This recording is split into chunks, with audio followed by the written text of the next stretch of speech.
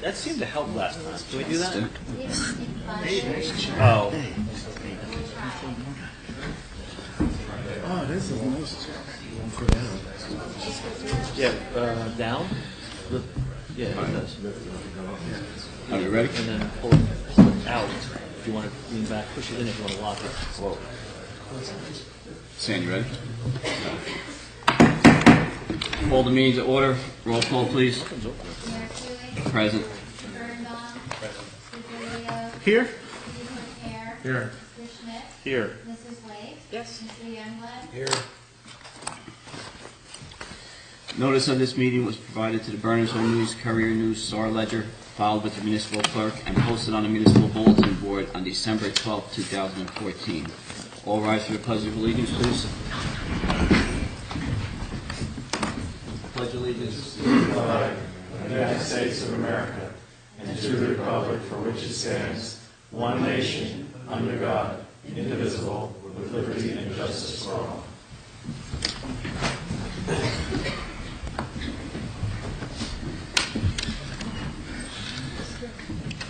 All right, our first presentation this evening, I'm going to read a proclamation. I'm declaring National Nutrition Month. Okay, whereas food is the substance of life. Food is the substance by which life is sustained. And whereas the type, quality, and amount of food that individuals consume each day plays a vital role in their overall health and physical fitness. And whereas there is a need for continuing nutrition education and a wide-scale effort to enhance healthy eating practices. Now, therefore, I, Kevin Suey, Mayor of the Borough of Burnersville, by the authority vested in me, and representing the Borough Council of the Borough of Burnersville, do hereby proclaim the month of March as National Nutrition Month in the borough, and I encourage all citizens to join the campaign and become concerned about their nutrition and the nutrition of others in the hope of achieving optimum health for both today and tomorrow. And I proudly enter this proclamation in the public record of the Borough of Burnersville on the 23rd day of February 2015. We have Caitlin McGowan, our current dietitian shopper. Would you like to say something, Caitlin? Hi, how are you? Good evening, everyone. My name is Caitlin McGowan. I'm the dietitian at the Shopper in Burnersville. I want to thank the council and the mayor for declaring March National Nutrition Month. I would like to introduce Allison. Allison's going to be our new dietitian at Burnersville for March, starting in March. So if you want to... Hello everyone, I'm very excited to meet all of you, and I'm really excited that March is National Nutrition Month here in the borough. Like Caitlin said, my name is Allison, and I'm coming up from the Shopper of Somerset. Caitlin is leaving us, so I'm going to be taking her space. So I have big shoes to fill, but I'm excited to work with all of you. So we're just going to explain some of the different things we do at ShopRite as dietitians. So the first program we'll talk about is our Helping Families Eat Better Meal of the Week. So we have a new program in ShopRite. It's been in Burnersville for I think a little over a year now, and we branched out to all of our stores throughout New Jersey, and also we have some stores in Maryland. And what we have is this case in the produce department, and you might have seen it already.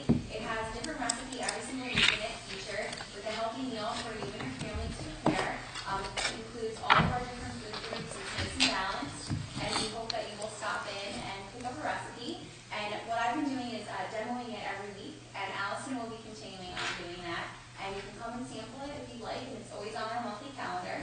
And another program we have is a new dietitian end cap. Ours is located at the end of aisles 4 and 5. And every month it changes, so right now we have some heart healthy items that we picked from your dietitians that we think are great options. And next month we're going to be having healthy salad picnics. So if anyone's looking on any ways to spice up their salads, because we all know vegetables and fruits are very important. And with the cold winter months, everyone's getting a little more sick, and it's harder to stay on top of eating healthy. So it's a great way to spice up your salad. So if you're interested in that, please stop by and check it out. And we also do, or I'll actually be taking over, but we also do one-on-one consultations. We do store tours, community events at schools and senior centers, and other organizations like the YMCA and things like that. So we're very involved in the community, and I'm looking forward to doing it. We have some nice fruit for everyone as a nice snack. And if you have any questions for us, feel free to any questions. Well, thank you very much. Well, Caitlin, you've done a great job for our community. We thank you. And Allison, we welcome you. Thank you very much. All right, and thank you. Good luck at your next venture. Thank you very much. Where are you headed to? I'm going to be working for a bariatric surgeon. Oh, big change. Yeah, I'm very excited. All right, well, good luck to you. Thank you. Thank you. Thank you all. Okay, we now have scheduled a library 2015 budget request and presentation. Would you like to join us?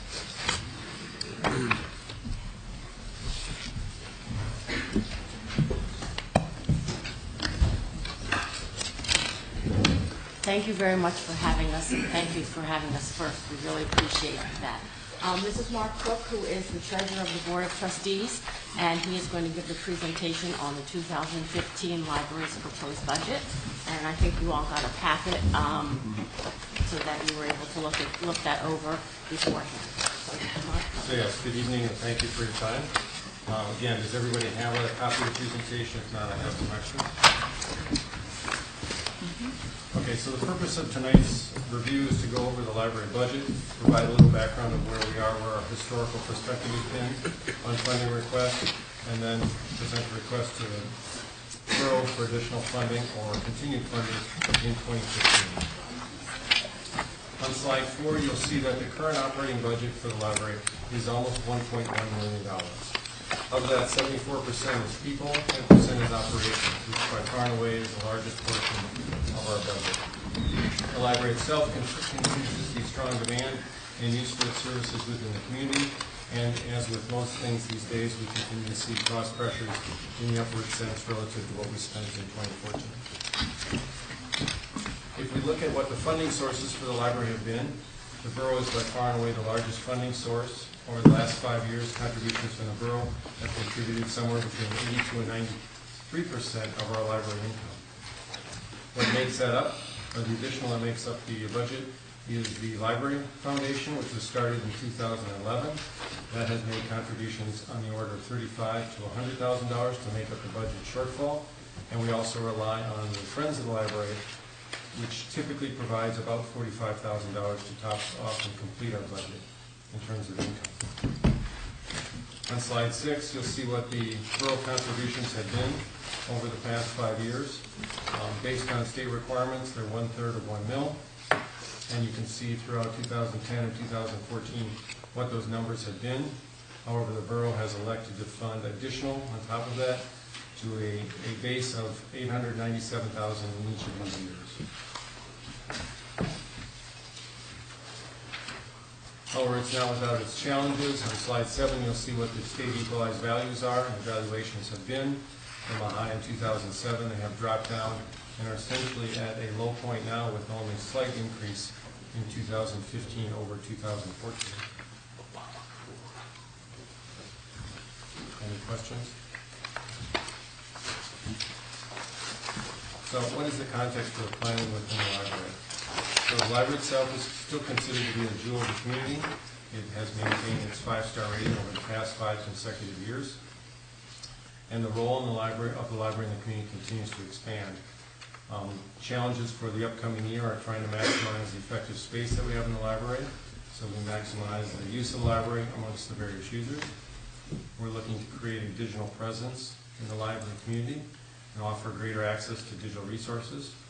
We're trying to increase library visibility to the community through local outreach, trying to work with local businesses and organizations, and of course trying to sustain the excellence that has been achieved over the past several years. The community itself has made a major investment in the library and has, in our opinion, received an excellent return on this investment. In terms of the budget itself, so on slide 10, you'll see the comparison of where we are, what we're proposing with 2015 relative to the final budget of 2014. If we look across the line items, salaries go down by a net of $17,000 over what they were in 2014, but plant operations increased by 10%, going up to $110,000. Materials, which is books and the services the library provides, increased by $11,000. And technology, which is the computer and electronic aspects of the library, also go up by an additional 10,000. And then a small amount of other sundry items account for an additional $2,000. So what you see, So what you see is a net increase of $16,000 over where we were in 2014 for the $1.1 million budget I explained at the beginning. So while there's lower people costs, they are offset by higher operations and materials costs. So that's a 1.5% increase That is from correct. 14 to 15. That is correct.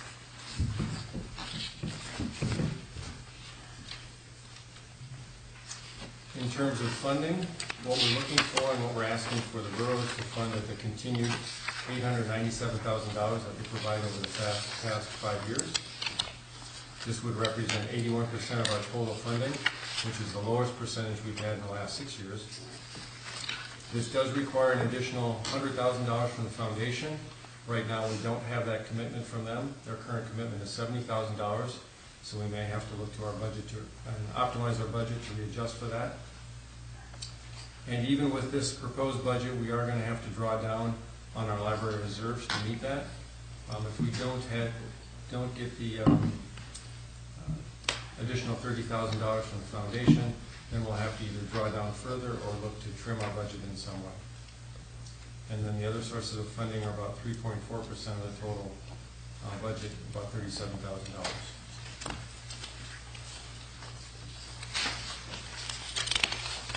I think you're doing a great job with the budget. Does any council members have any questions? Mr. Turner? First of all, I appreciated the time that you guys spent giving tours to many of us last week, but I guess the week before. When we were sort of talking a little bit afterwards, and 2 weeks ago, you were talking about using some of the space down below,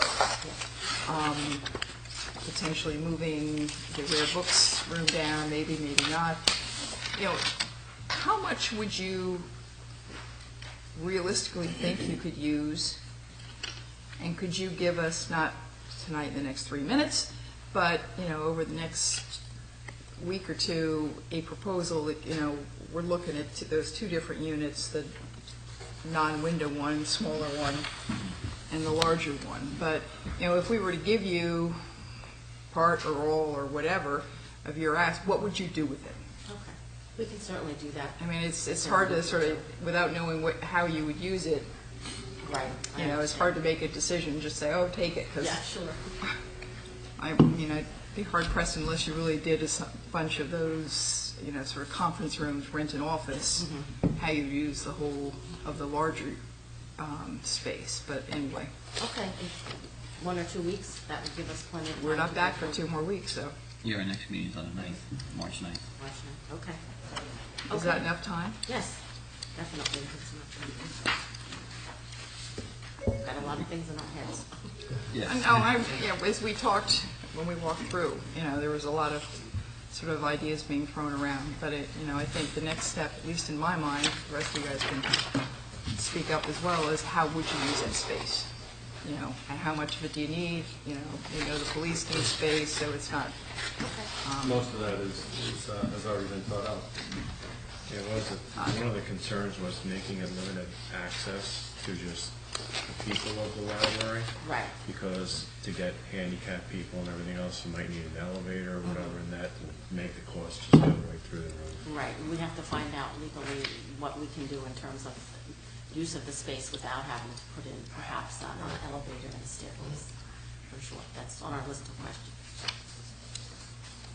So when I was there, we talked about measuring it out to see how much space it was. Again, in consideration, the police need some storage that's secure and stable in terms of the heat and the environment. Right. And so that would be really helpful. You vision what you talked about. I was the only one there who had a private tour every day. You're very effective in terms of the facts and figures and that kind of things.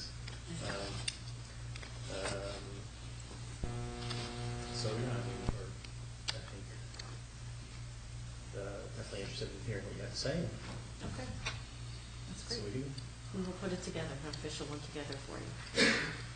And I actually got a private tour this morning, Peter, and it was very cold. You mean we have to add heat down there? Whoops, take that back. We didn't take our coats. Yeah. And with the Verizon drop line and the tax bill, I know Ralph was working on, he was gonna reach out to you, Yeah. just to let you know. Yeah. Anyone else? Well, thank you very much and great job. Okay, thank you so much. We appreciate it. Very sharp ones. All right, next is our fire company budget request. Gentlemen?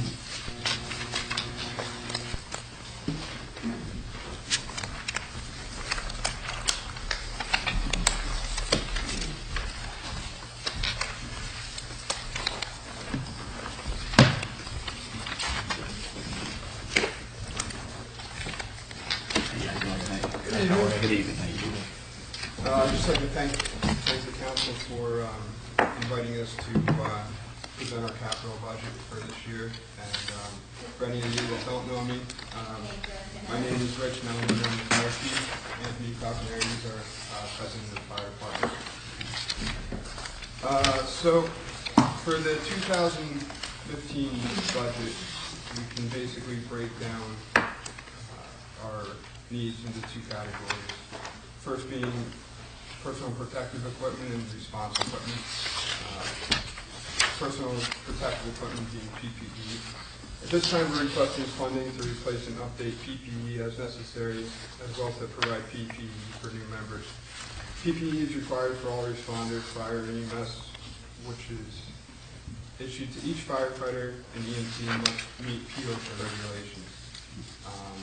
For firefighters, PPE consists of a turnout coat, bunker pants, boots, gloves, a helmet, and a firefighter escape system, which consists of a harness and a bailout bag, which is a rope with a hook on the end used for emergency bailout. This ensemble provides thermal vapor and bloodborne pathogen protection, and PPE is required for all EMT responders as well, in the form of bloodborne pathogen-resistant jacket, a helmet, protective shoes, and eye protection. Also included in PPE are self-contained breathing apparatus, or SCBAs. At this time, many of our units are exceeding 18 years old, and we're beginning to fail our annual safety testing. These are costly units, and we would like to begin phasing in replacement of older units over the next several years. We currently have 30 units in service, 5 of which we feel must be replaced this year. Also, as part of the SCBA ensemble are personal face pieces, which is a mask that each member is issued as part of the PPE ensemble. We are also requesting replacement for additional face pieces that are worn out or new members coming in. As far as response equipment, at this time, we're looking at three separate items.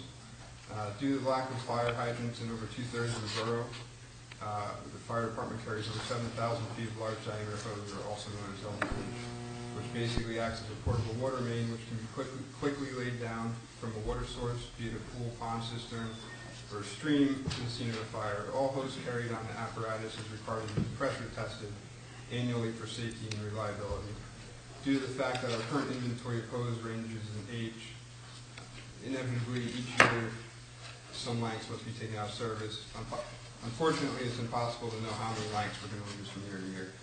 We average between 7 and 12 lengths, 100-foot lengths a year that we lose. So we have essentially 70 lengths in service at this time, and due to pressure testing, we'll lose 7 to 12 a year, typically. Also included in the equipment are automated external defibrillators, or also known as AEDs. AEDs are vital pieces of equipment carried on both our ambulances and by our EMS captain. In the event that a person loses consciousness and stops breathing, and CPR must be performed, an AED is used to deliver an electric shock to the body and put the heart back into rhythm. Our current AEDs are almost 10 years old and due for replacement, as 5 years is the recommended life. So they're beyond their lifespan. Ideally, given funding, we would like to outfit all our emergency apparatus, including all our engines and and chief vehicle, but this time we feel it would be critical to replace at least 3 that are in service. And lastly, but surely not least important. Are those items testable too? I mean, test those or? No, they're not attested. Yeah, they don't get tested annually. Okay, just wondering.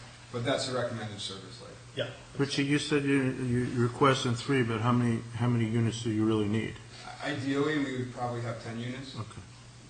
So you're thinking 333 or 334 or something like that? Yeah, we would like to replace. next 3 years. At this point, we would like to at least replace the ones that are on the ambulances. So we have 2 ambulances in service and the EMS captain. We'd like to at least replace those, and, you know, as finances permit, you know, upgrade in the future to add additional ones. Can you put the old ones on the truck, or you have to take it out of service? Yeah, we have to look into that. Cheapskates. Yeah, I don't know. I mean, it's not something, you know, that you really want to take a risk with when it's being used to, you know, shock a person. But We can try it out, you first. Keep it going. The service life is about 5 years. yeah, That's what they recommend. So you 5 to 7 you years. need so more. we're already pushing it. Yeah, they're already pushed double their lifespan. but- Now, Chief, if you were to get additionals for the trucks, is everybody trained to use them, or? Yes, Income tax. yes. Everybody in the department is trained in CPR, which includes the use of AEDs. So that's the most basic requirement for becoming a member. So, and finally, the thermal imaging camera. Over the last several years, we've made an initiative to outfit all our engines with these Tixer thermal imaging cameras. They allow firefighters to essentially see through smoke and see heat signatures in otherwise blinding conditions, which serves multiple purposes. One, it can be used for search and rescue, trapped occupants. It can be used to find the seat of the fire or fire hiding in walls or other places. And most importantly, it allows our firefighters to see a point of egress in the event that they get lost in traps. So, you know, they're able to see a window, which would be a cooler spot than a wall or, you know, a door. So, So these cameras are on the firemen themselves? they're on the engines, and each crew takes one in with them. So, Okay. when the captain of the crew, or you know the officer in charge of the crew goes in, he takes in a thermal imaging camera, and it's used for the entire crew. You know, over the last several years, we've been able to outfit 2 of the engines, but we still have 1 remaining. So essentially, we have 1 crew on scene that doesn't have a camera, because we have three engine crews. So, and on the last page, I have it listed out as what each item costs, and you know, the total for those. Each set of fire turnout gear runs about $4,000, and at this time we're requesting 5 sets. EMS PPE jackets run at about $350 a piece, and we're looking to get 10 of those upgraded right now. We're also looking for 10 personal face pieces at about $350 a piece, and 5 self-contained breathing apparatus SCBAs at about $5,000 a piece.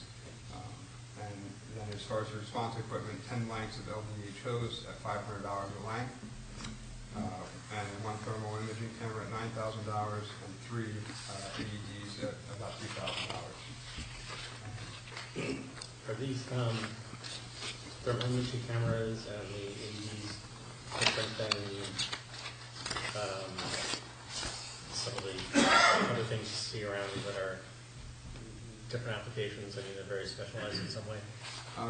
In what means do you Just some of the costs seem on the high side, and I'm just wondering if there's something unique about them or specific about some of the items. The thermal imaging, well, the external defibrillators, the AEDs, they run anywhere from $1,500 roughly to about $2,500. Yes, We pick basically, you know, we pick the middle of the line. That's a professional grade. You know, the ones that you can find in, you know, like you said, in the wall at Costco are going to be a cheaper version. They're not used as often, you know, so we want to make sure that we have one that is up to professional standards. So you're doing readings as opposed to just, you know, listening to the voice telling you what to do. Right, yeah. And the thermal imaging? The thermal imaging camera, that's actually on the, they range anywhere from about 8,000 to 13,000, depending on the options you get in them. They are a very specialized piece of equipment. They're not something that you can just buy anywhere, you know. Right. Yeah, they're designed to be used in fires, yeah, under heat and so. Rich, last year the borough gave you 90,000 as a contribution to the fire department, expenses of 23,000, and separate 62,000 to the first aid department. Sure. Within those numbers, is any of that money put toward capital expenditures? Anthony, maybe will explain our operating costs. Right. So those Close to funds, 180,000. right, and those funds, at least the 90 and the 62, they go towards operating expenses of the fire company, such as, you know, our insurance costs, which are Insurance, almost gas, I $40,000. realize there are a few other things Right. there. Utilities, which are about $25,000. I wrote some down here, actually. Vehicle repairs, which was upward of $70,000 last year. We have some aging vehicles, so. Oh, God. Yeah, and you have to remember each apparatus is almost, you know, $500,000 a piece, so repairs and maintenance on those aren't cheap either. Right. And then some of them are aging. I mean, we have one of them that's what, about 20 years old now. Yeah, one of our engines is in 94, so we're pushing 21 years this year. Right. So that's where a lot of our operating expenses go to, and then the 23,000 was equipment reimbursement. So equipment that they purchased, the chiefs was reimbursed by the 23,000. Yeah, So some of that so some- 23,000 actually might be capital expenditures, or? I believe so. Equipment. Some, yeah, some operating expense, you know, and supplies. We're not trying to, Yeah, supplies, operating expenses, some capital expenses went towards that 23,000. And we also had 11,000 in equipment repairs last year as well. Mm-hmm. So, Not apparatus, but actual yeah, equipment. yeah. Right. So we do put it to very good use. No, I'm not implying that you're not putting it to good use. I'm trying No. to, you know, as we Just to sort gauge where we're of look at, yeah. through Right. the budgeting process, it's sort of like, okay, we've got a fire Right. department and a first aid squad. And we do try to keep them separate. I mean, we do actually. The 90 plus 60, 60 for squad, 90 for fire, goes to our operating expenses. The other goes to the equipment, which is the capital equipment that they purchase. So, and actually last year we bought a compressor machine. Yeah, that was, we've needed for quite a few years a new breathing apparatus, air compressor, which basically fills our air bottles. And finally, we had an outdated system, which finally just went kaput last year, so we were able to use that capital money towards that compressor, which was a huge upgrade for us. Is there any other questions? So would you then be looking for an increase of 72 less 23? I'm trying to look at what you're actually you think you need. Sure. Assuming, you know, we get the turnout gear, the thermal imaging, and some of that is obviously first aid versus fire. Sure. Yeah, I mean, essentially, the 70, this totals out to 72,000. That would be ideally what we would have to put towards our equipment upgrades. So. I'm sorry, Glenn Miller, Deputy Chief. I do the capital money for the bridge. I don't think what's being explained to the council here is that's the 150 goes directly into operating.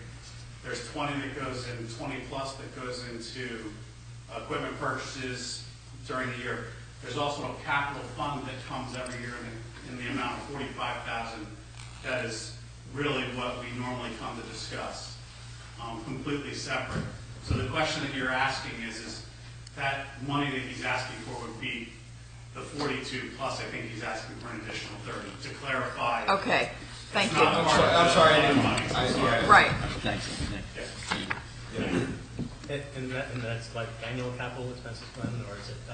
Yes, we've used the capital money in the past, as they're discussing. We've had a lot of projects that were started. We've upgraded our computer, thanks to the Borough Council, we've actually upgraded our computer system. We've completed that. We've completed with a server and backup. We've upgraded our radio system within the firehouse and our apparatus. We've upgraded our air system. We've upgraded our CO detectors. So each year for the last 5 years, we've actually been trying to click off a project at a time. And, you know, the chief has asked myself as the deputy and the assistant to be here tonight to help him in the sense of that it's a unified front going forward. We know that we have this air pack expense. We know that there's a lot of money that goes out. We know that we have a piece of apparatus that we're going to have to deal with in the next 5 years. So we're here as a unified front to say that we're committed to work with the council, and we're committed to do what we need to do to work this through, and that we're not going to be, you know, just kind of trying to start something today and then start something new the next. We want to finish something and move forward. So, and you know, at any point, the council's more than welcome on any night to reach out to one of the chiefs. You can come down. I know that you all can't come at one time, but if 2 or 3 want to come at a time, that's fine. You know, we have an open door policy. You're more than welcome to come see the apparatus, see what we do, see the equipment, touch it, whatever, just so that you have a better understanding of, you know, how it operates within town. I mean, we are fully volunteer. We own the building. So, you know, I know that you all see a fund drive letter go out. That fund drive letter basically pays the mortgage on the building, which is roughly $60,000 a year. And that's done by volunteers who are giving their time to the community. So we don't use any of the monies that we come in operating monies to pay down the building and to pay any of those other expenses. That's all done through private donation. I think that's something that really needs to, you know, be put out there so that people understand that.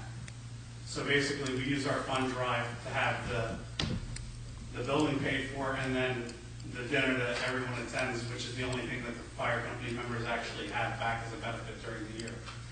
And I know that you're all invited. So hopefully that clarified a little bit more where the money goes during the year, in the sense that the 90 and the 60s for operating, there's 22 to 23 in equipment, and then there's the capital, which is done under separate budget of usually around 45 a year.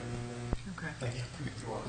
Also, what I'd like to, we do have some capital expenses coming up, like Glenn said, in the next 5 years or so, and I would like, if possible, maybe have another time to sit with the council and go over our 5-year plan so that we can start gauging and planning for. We would like that. Beyond just this year. You know? Again, like Glenn had mentioned, and like I mentioned earlier, we do have 30 SCBA units in service, 5 of which we'd like to replace now, but the rest are aging as well. And you know, at $5,000 a piece, 30 of them, it's a big expense. And I'd like to be able to try to set up a plan with the council to work with that. Again, we also have a few pieces of apparatus aging, which we would like to be able to see if we can come up with a longer-term plan on those units as well. Well, that's great, and I like the idea of the 5-year plan, you know, to see how we could budget for that and work together. We're committed to work with you guys. You're lifesavers in the community, so we're committed to working with you. So of course, and we want to appreciate have everything you do. you know, good working relationship back and forth so that, you know, move forward in the right direction. So. And we will.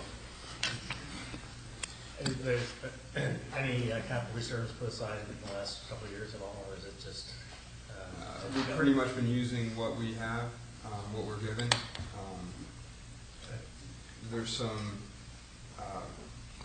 No, if that's what you've been getting, it's like $40,000. Yeah, we have been using what people get. In the air packs, yeah.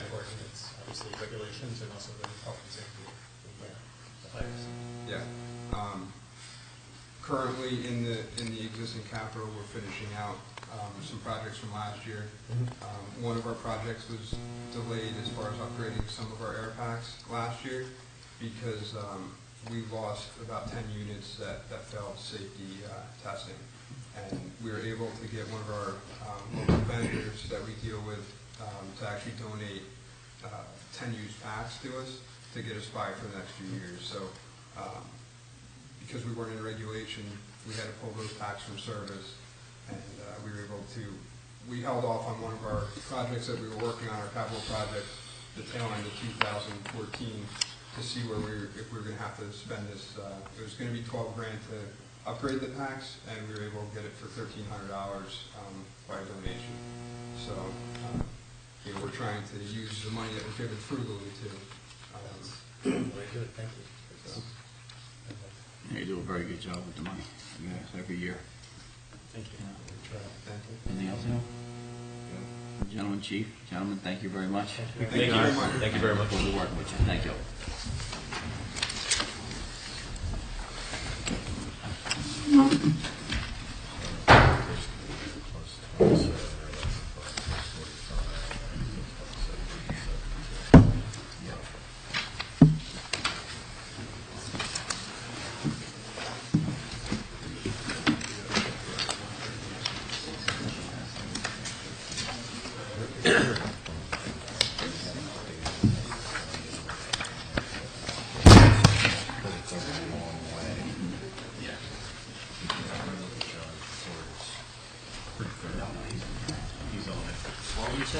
Where's the police on Good here? evening, gentlemen. How you doing?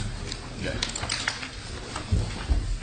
I'm Lieutenant John Runyon with the Police Department. This is Lieutenant John Gardner. I'm here to present the budget on behalf of the chief tonight. He couldn't make it. I'll just caution ahead of time. There may be some questions that arise from tonight that you'd be better off answering than us, but we'll obviously do our best to answer any questions you may have. I'll try to make what seems like a Is this an lengthy presentation. update over what I printed from? There was a lot of There were changes along there were the a way, couple so- of like inconsistent numbers that I was going through, so I'm just. I definitely didn't prepare the numbers, so like I said, he may be better off explaining his numbers. But I definitely prepared to explain some of the requests in the capital area. This is the latest, greatest. This is the latest and greatest, but this has my notes on it. This one? This Yes, one. that one, correct. I guess it's a work in progress. Right. The budget report that was presented is basically broken up into two sections, our operations expenses and our capital projects. A big part of our expenses obviously are going to come from the operations sections dealing with salary and wages for both the police and the communications center and other operating expenses that both sections may have, as well as our fleet vehicles. We anticipate going forward, and I think it's explained further, that what was appropriated and spent in 2014 will probably stay flat in this area going forward in 2015. We don't anticipate any dramatic increases, and the budget that's presented is definitely well in line and cognizant of the 2% cap that exists. Our goals for this year, especially under the operations section for salary and wages, one goal we have is to increase the staffing levels to our previous levels that we've had.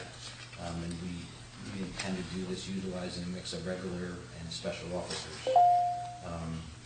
We feel that the recent benefits that were received from the collective bargaining agreement in 2014 will give us the ability to restore previous staffing levels at an extra cost from last year. And we hope that, and we expect that restoring the staffing levels will increase productivity and also reduce overtime expenses. Lieutenant, what is that, 19 off? How many officers is We're there? currently at 18. 18. Last year, we went with 17 the whole year. We're at 18 now. One officer was assigned down to a strike force with the county that was mandated, so we really are at 17 for the first 6 months of the year.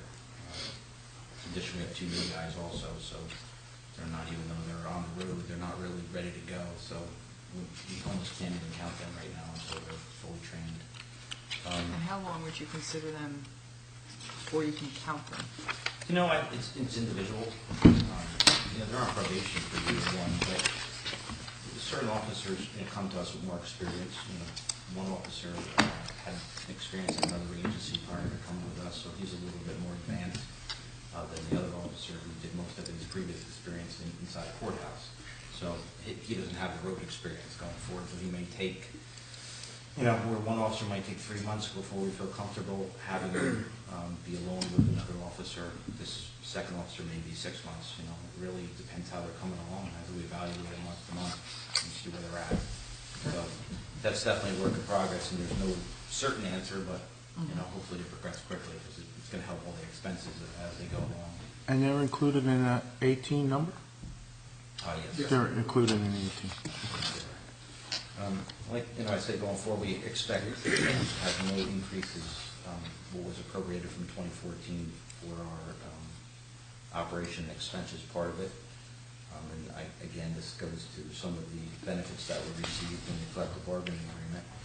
We do propose reallocating some of the funds in different line items, and I think it's explained further as we go on the budget, so I'll just touch on that now.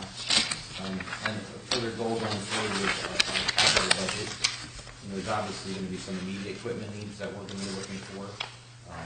We have a regular replacement schedule with some other items such as computers and any car equipment that have to be replenished.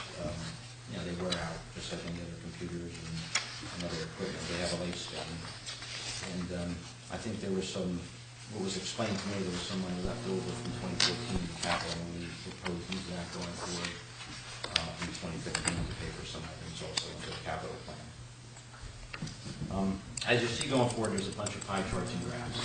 So I think to try to simplify it and not sit and go through every page, it basically is outlining everything that was appropriated in 2014, what we spent. I think in most areas you'll see we were right in line going forward. There wasn't anything outlandish. In 2014, I know salary and wages came down significantly, probably from retirements and collective bargaining agreement. I think there were some other items that went up, but at the end of the year, we were still right in line and maybe slightly under what was allocated. And I don't have exact, but I believe, speaking of the chief, because we were under what was allocated in the beginning of the year overall. So I think we did a good job keeping things in check, I hope. Going forward, in 2015, we don't see a lot of changes. Salary and wages are actually going to go down from last year. And that goes to the 2 new officers at the lower salary levels, along with the collective bargaining agreement that was signed with the other officers. So we normally see that area go up significantly. We're seeing in our projections a decrease in that area. As far as the communications center goes going forward, they're only going to see a slight increase in salary and wages from the collective bargaining agreement, also from, you know, their step increases they're getting in contracts. So that would only be a slight increase there. The police operation expenses from last year to this year, we're asking for the same amount, $110,000.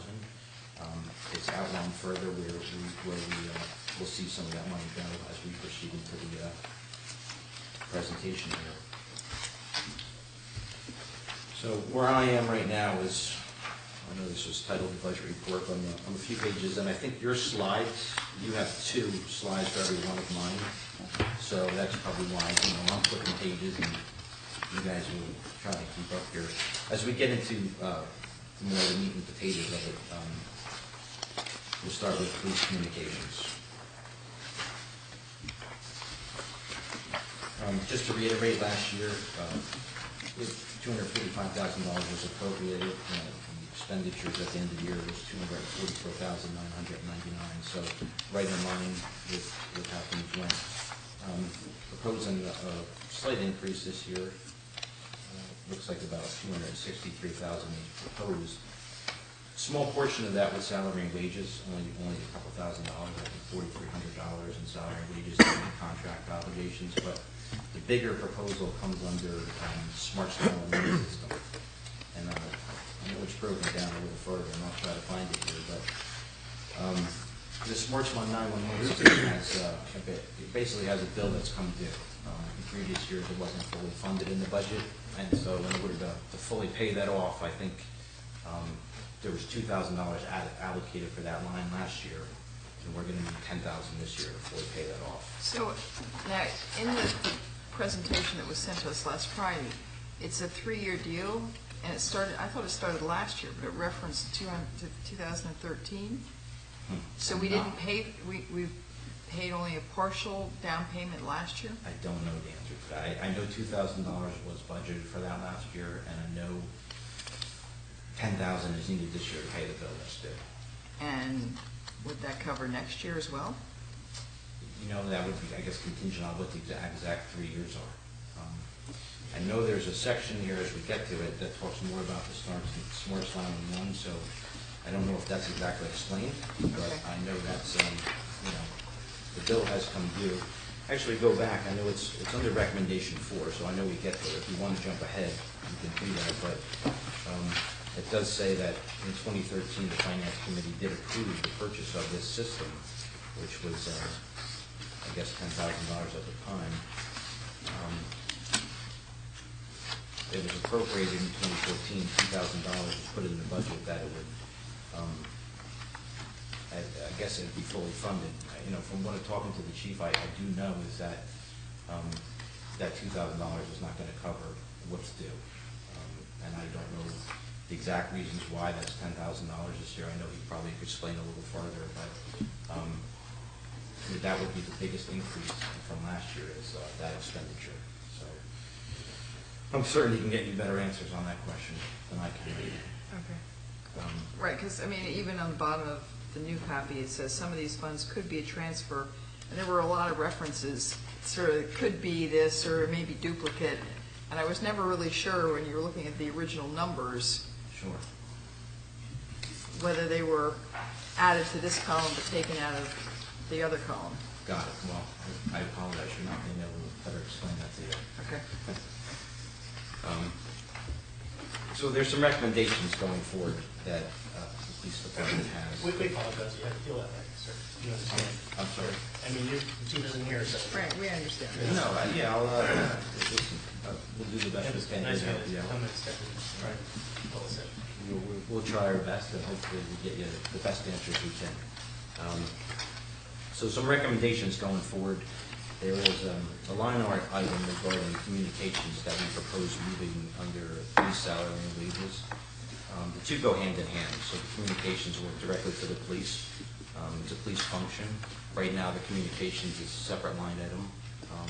We propose moving that under the police salary and wages, and obviously that's going to be at no cost, but it will provide some more flexibility in spending where and when the funds are most needed. I think that's a recommendation we'd like to see the council take under consideration. Recommendation number 2, the total salary and wages for the communications center should be increased to account for any salary increases awarded in the recent CBA.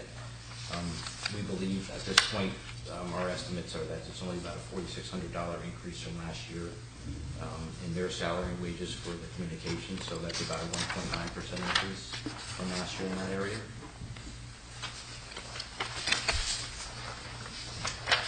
As far as operating expenses, I know we did jump ahead as far as the smarts go, but that would be our biggest request at this point. And the biggest jump is with Smarts 911. I think there was, looking back, there was $800 spent in the operations and expenses section of communications in 2013. 10,000 of that was allocated last year, so a slight increase, and we spent just about all of that. So I think the biggest jump, asking for $21,000 in that area, is directly related to the Smarts 911, but also some increases for the uniform expenses of hiring new officers. We've come in probably over budget in that area based on what's been allocated in the past, so we feel if we fully fund that. A little slight increase in the uniform area. We can keep in mind with hiring new officers, we can get them fitted properly without going over budget in that area.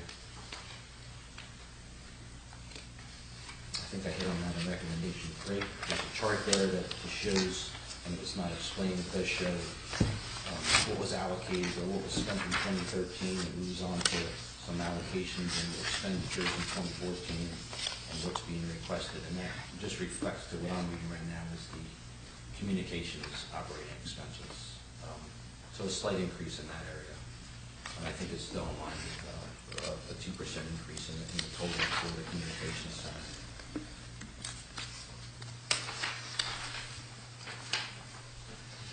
Under the police salary and wages section,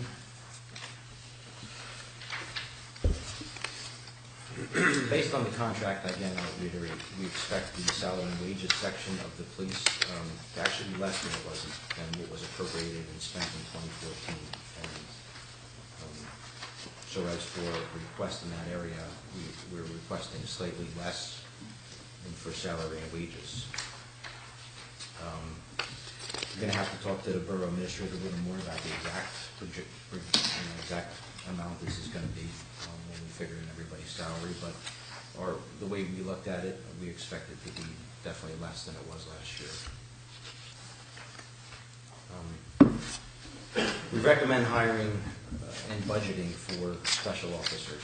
We have found that special officers have been a big help to us, and especially when you have big storms, when you have some road coverage that our other officers don't want to take. If we have fully trained special officers, they're not full-time officers, their salaries are hourly, so they're a heck of a lot cheaper than a full-time officer. And if we have the ability to have two or three officers on standby at times when other officers aren't available, instead of ordering somebody in and creating a big expense to everybody, these officers can supplement for a significantly reduced rate. They also help us out right here in the courtroom. It was mandated a few years ago by the AOC, the Administrative Office of the Courts, to have full-time security here in the courtroom. That was never budgeted for, so most of the time we're just putting a police officer up here, which obviously costs money, which here 3 or 4 hours at a time. When we've had the ability to use these special officers, we could bring them up here and have them do the court duty at significantly less of. So, when we have court here on Monday or Tuesday or whenever we do, are we using one of your special officers? If there's one available, right now we don't have anybody. We did hire Alexander Mann recently, but he's not trained yet. Prior to him, we had John Chisholm on until he resigned and went to another agency for a full-time job. But when we had him, we used him all the time.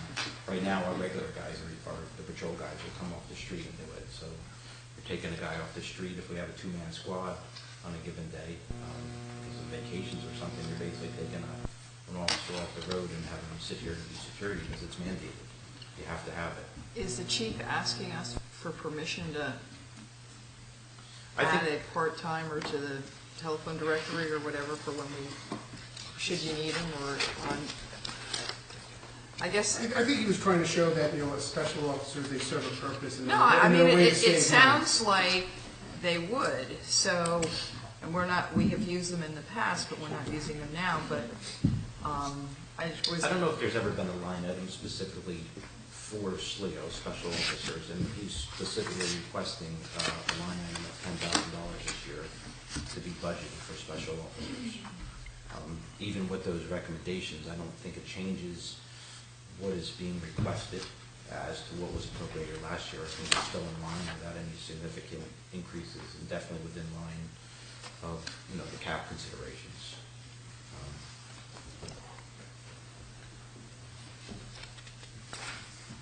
What kinds of things can they do? There's different levels of special officers. There's special ones and special twos. Special twos are more fully trained officers. They carry guns. They have full police powers. We can use them a variety of reasons, and we can't use them to supplement our patrols per se by just taking their place on the police department. However, in certain times when you need manpower, they can come in and help us out. Significantly reduce costs than a regular officer. There's a lot of times in a small PD where you're calling guys in for overtime because of sick call-outs or vacations or injuries or whatever the like is, that you might have to order somebody in when everybody else says no. But if there's a special officer there available, you're paying him at an hourly rate as opposed to paying an officer at a significantly higher overtime cost. Now, can we hire these guys, when Chase Building is being constructed, or shop right on Thanksgiving? I mean, Well, that's private overtime, and that's usually filled by officers on their day off that work for a separate rate. The town's not paying for that. But if our guys didn't want to fill the job, it goes down a call-out list, and the specials would be eligible to work that. Most of the time, when you see this out there, directed traffic, it's all private. It's paid for by private companies. So those costs aren't being borne by the town at all, for 90% of the time. That actually brings up a question. When I look at like the overtime numbers from last year, which were pretty high. Pretty high? On a percentage basis? What was Yeah. the percentage? I would say that's a pretty direct reflection from the staffing. I mean, Right, but when you guys are hired out by ShopRite or Chase Bank or whatever, are those, that's not figured into. that's not in it? Okay. I was just wondering Those whether are- there was a those are- corresponding income somewhere else. No, there's a separate whole thing for private overtime. Okay. That's separate from those costs. Moving forward, I guess, just talking about the operations expenses of the police department. I think 110,000 was allocated last year, and we're asking for the same amount to be allocated this year. I think with the exception, there's some line items that we probably would like to change around, maybe some increases in some areas. The areas of education and training, we'd like to increase there. You're going to see uniform expenses because of the collective bargaining agreement. You're going to see that expense go down considerably. We've asked for some slight increases in body armor, firearms, and ammunition section. We have 5 vests to pay for this year. We do see some grant funding of about 50%, but that doesn't get reimbursed till later time, so we have to pay those costs for the 5 vests up front. They're close to $1,000 a piece, so that's going to see an increase in that vest. Next year, there's a lot less due. We have a 5-year lifespan, so we rotate the guys through, and I know unfortunately with the 2 new officers and 3 veteran guys needing vests this year, we'll have 5 vests. So it's a big expense this year, but you'll see a definite decrease in that next year. It just who's up for it at the time, so that's why you'll see that. Education and training, I know that that breaks down to tuition costs. I think that's some things that are in the collective bargaining agreement. We always seem to be over budget there by request from the officers for their contractual obligations for getting reimbursed for a bachelor's degree. So a lot of times, I guess what's been requested in the budget items, budgeted every year, has not been enough. So I know the chief has requested a little bit more on the tuition. It's not excessive, it's just a slight increase in the tuition costs. Well, he was also requesting it as a separate line item, which I think I makes sense. believe so. I know you wanted to break that out there.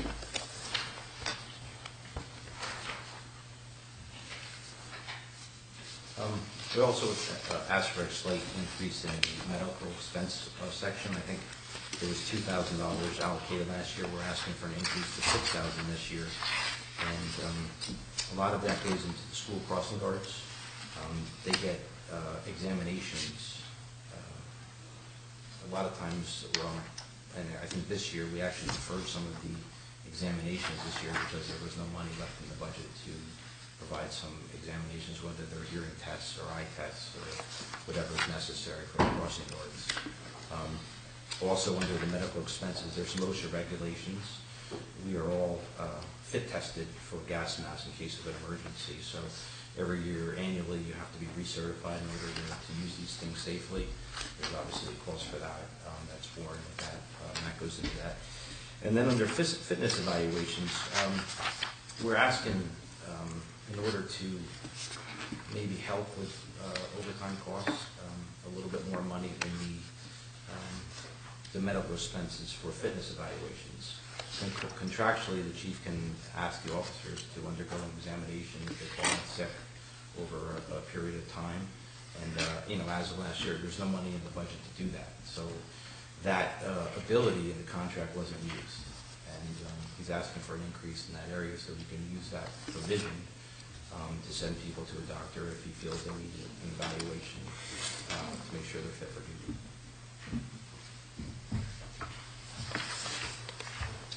Then we get our nice picture of Larry, if you see the mechanic. That's supposed to be the icebreaker. I think if the chief did it, there was maybe a big picture of him back on the wall somewhere. So I just know, and I'll try to go forward now with more equipment. I'll try to speed it up for you so I can get out of your hair. There's a plan in place to replace the vehicles. They have a life expectancy. We run the vehicles pretty hard. The older to get, the cost of replacing them, fixing them, I should say fixing them, it gets bigger and bigger every year. our expenditures on fixing cars this year. About 90% of the money we spent fixing cars was related to cars that were 3 years and older, as opposed to new vehicles. Obviously, they're still under warranty, and obviously they're going to break down a lot less. So the plan has always been in place, I think, to try to ascertain 3 new cars a year. I was going to ask you, do we have a fleet of 15 to 18 cars? How big is our fleet? All these. John handles the fleet. 15, we don't use car 13, it's bad luck. So you have 14 cars, I believe. We have 14 cars. How many will you ever have on at one time? A maximum patrol shift would be a sergeant in a car and then 2 other cars that are patrolling. So 3 cars. So 3 cars are being used on any. On the road, yeah. On the road, On the yeah. That road. doesn't account for your detectives that are working, or if, the chief obviously have a car. When John and I are working, there's a car available for us. We actually share a car with one of the detectives, 3 of us share one together. So you have a detective, you share a car with a detective? Yep. So, you got 3 guys on the road at maximum at one time? That's 4. The chief is 5? 5. You got 15, right? 15, well, there's... Just trying to understand. Yeah, there's some of them are SUVs for the snow. Amazingly, you'll find several times, especially when there's these overtime jobs going on, whether we're working for the borough out on the road directed traffic or some of these private overtime jobs, due to the amount of guys that are in, we're running around looking for cars. They break down a lot. We could have Larry come in here and test how much he's fixing our cars or how much they're going out for service, but you definitely can't run the police department with just the amount of cars that would be on the road for a given day. It would never work. So, we do have some special vehicles also. We have a pickup truck that's specially, it's included in that number, that's specially equipped for emergencies. It has barricades and cones and whatever items. That truck has been invaluable since we've gotten it. I can't say enough good things about it. So it's working. Yeah, it was definitely a good vehicle. So, I think at the end of 2014, we actually did buy a car right at the end of the year. So I think the chief is proposing in 2015 just to replace 2 cars. One of them being a regular police car to replace one that's getting old and always under repair. And I think the second is the request is more in line with the capital request. It's an SUV vehicle. I don't know exact, I think it's more for an operation and command vehicle. The one that we're using for that purpose right now is about 10 years old, breaking down all the time, I think. Yeah, it's we use it for police services also, but that is more directed for an incident command type situation. But that's the oldest car in our fleet, and that's why he's asking for that SUV this year, to replace that SUV. So that'd be a big expense. Personal question. What happens if you guys ran them less when they're sitting parked down there? Probably they don't. Would they last longer? That's something that we're always trying to probably come to an answer to. I think the biggest, I don't know the exact answer. It drives me nuts. No, And some of the problem is, I can understand there's so that. much going on in the cars that the batteries go dead in them, or all the electronics that are on the computers and the radios. There's times when a guy will come in on a nice day, he'll turn the car off, the next thing you know, I see him walking back across the parking lot with jump offs. And the radios you have to keep going for this portable radio to work, so you can't shut everything down and shut the car off if you're on duty. So with all these things running in the background, once you turn the computer on, it's running in the background, all these things are draining the battery. As soon as you shut it off, it just starts, it pops right down, and we're finding these dead cars all the time. You're trying to run out to a call and your battery's dead. And I know it doesn't look right, you can't, I You couldn't sit can't here and try reboot to. the computer when you turn the car back on? It would take you a heck of a long time rebooting it, and it does run the camera equipment and things like that. There's so much tied in. The answer really is to build these cars with 2 batteries. Yeah, accessory batteries. That's the military does that. Yeah, and that's the answer to it. And I think our Brian Kelly does a lot with our fleet, and I don't know why we have 1 battery, but I think that is the only answer. Is probably building these cars with 2 batteries and trying to give us the ability not to leave the cars running all the time. The other part of it is our camera system right now, and I know there's upgrades requested in that. If the cars aren't running, car officer goes on a motor vehicle stop, all his information that's recorded doesn't get downloaded to the server unless the vehicle's running. I don't have an answer why. Our computer guy would have to explain that better. I'm not a computer guy, but I know the car has to run for it to download to the server, and it's done outside headquarters. I think in the new system that they're requesting under the capital project here, that'll give it the ability. I think it can transmit without going through the computer system of the car. It would actually be from the road right to the server. Without it have to, if you know, you probably can explain it better than me, but maybe that'll give us the ability to shut the cars off more. We know it doesn't look great, but there are reasons behind a lot of it. It's not just because the guys are lazy, that's for sure. Definitely probably could improve in that area, though. You sort of say that SUVs for bad weather. I don't use SUVs kind of all the time. Well, we still have Crown Victorias, and there's that other model, is that the Taurus? Yeah, it's basically, Taurus. Interceptor is basically a Taurus. I wouldn't say it's a true SUV, we have one of them, but most of our cars that are being replaced now, they are Explorers, and what do we have, a Tahoe and an Expedition. Yeah, we're finding the Explorer is really a good crossover vehicle, because it's right in line with the Interceptor costs, and it gives you, especially with the terrain around here, and especially in the winter. Right. Gives us the ability to get around. Aren't there four-wheel drive sedans still? There could be, I'm sure there's. Our Crown Vics aren't. Oh, they're not? No, not the Crown Vics, no. I roll over cars. Oh, you got the other ones, and newer. In our older, we have one Expedition that is being transferred to CERT, I think. And that's old, and the other one's 714 that's got to be close to 10 years old, 8 years old. And the mountains kill it, there's those cars, sometimes when we have cars down, it's not unusual to see a car being run for 2 days straight. 2 shifts and running up and down the mountain. It's not like smooth driving Route 202. That's not smooth either. On its burns, huh? So we'll try to muddle through this. Talking about vehicle repairs, I think the chief asked for a slight increase for repair costs. Just a slight 2% increase, just to keep in mind. We know the cars are going to break down and they're going to have to be fixed, so we're just anticipating the cost of that. As long as we have Larry around here, the cost will stay low. The minute Larry goes, we're going to be paying through the nose for these repair costs, and it's definitely something to consider. There is a section here on expense justifications, cost control efficiency actions. Take me a while to go through it. I think it's probably self-explanatory if you want to read them, but we've definitely taken measures to reduce the cost as much as possible. John and I will work shifts if we're working and there's need for coverage on the road. We'll supplement the road to reduce overtime costs. Myself alone, I do all the scheduling. Last year, I tallied this up because I thought it was a pretty good stat. I made 199 schedule changes last year in order to try to juggle people around and fit guys here when other guys were off, and we had the short squad. We had an officer go out for 3 months. I think that was the biggest expense in wire overtime so far. We lost the overtime. The one sergeant that was on the short squad, the 2-man squad last year, went out with an injury for 3 months. You have to fill it somehow. Everybody has all their vacation, their time off, and training and things like that. I think 199 schedule changes was a lot.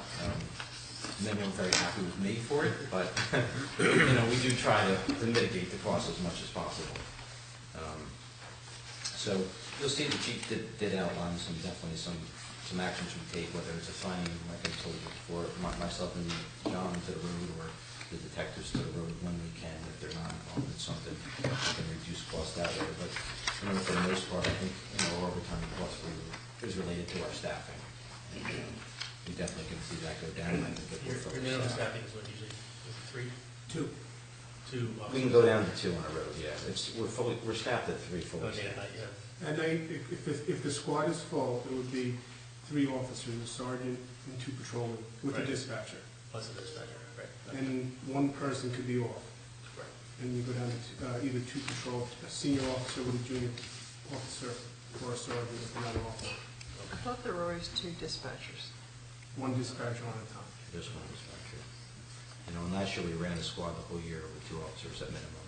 So anytime somebody wandered off, it was juggling guys or paying the overtime. It was Yeah, there needs to be a point where there's just no way you can break it.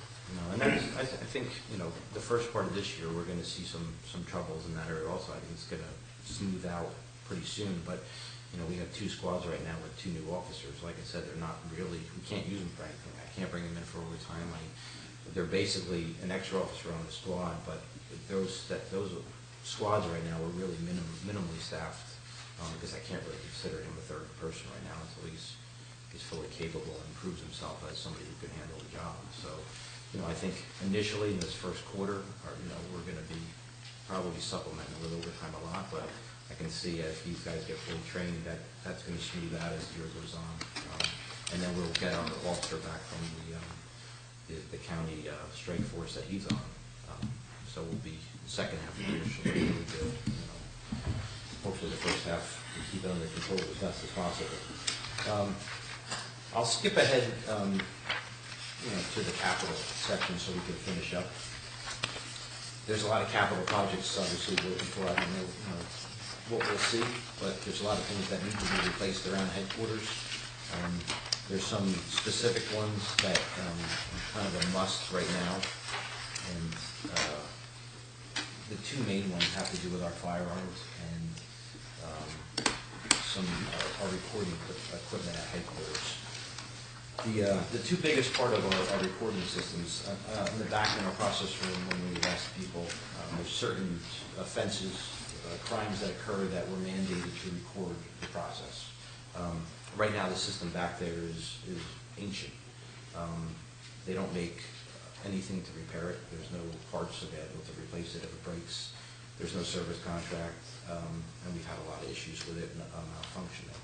So that system alone, I think it's $7,000 to replace, to be up to date with that, in line with what's mandated to us.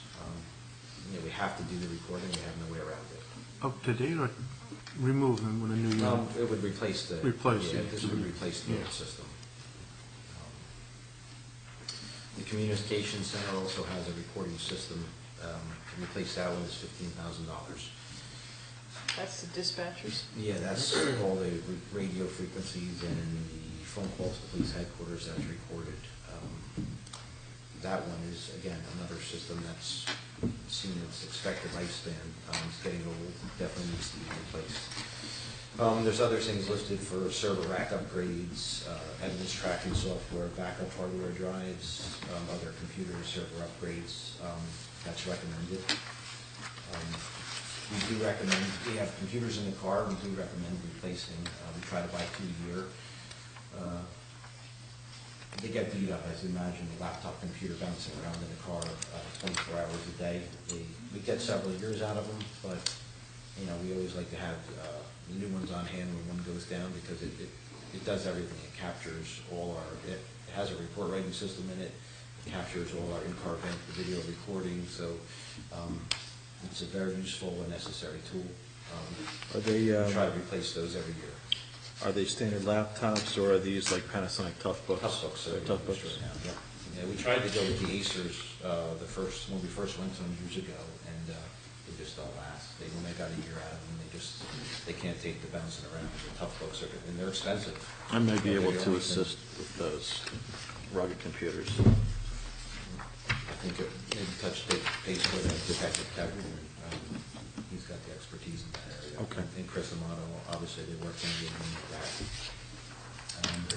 We're also recommending a security door in the entranceway to the headquarters.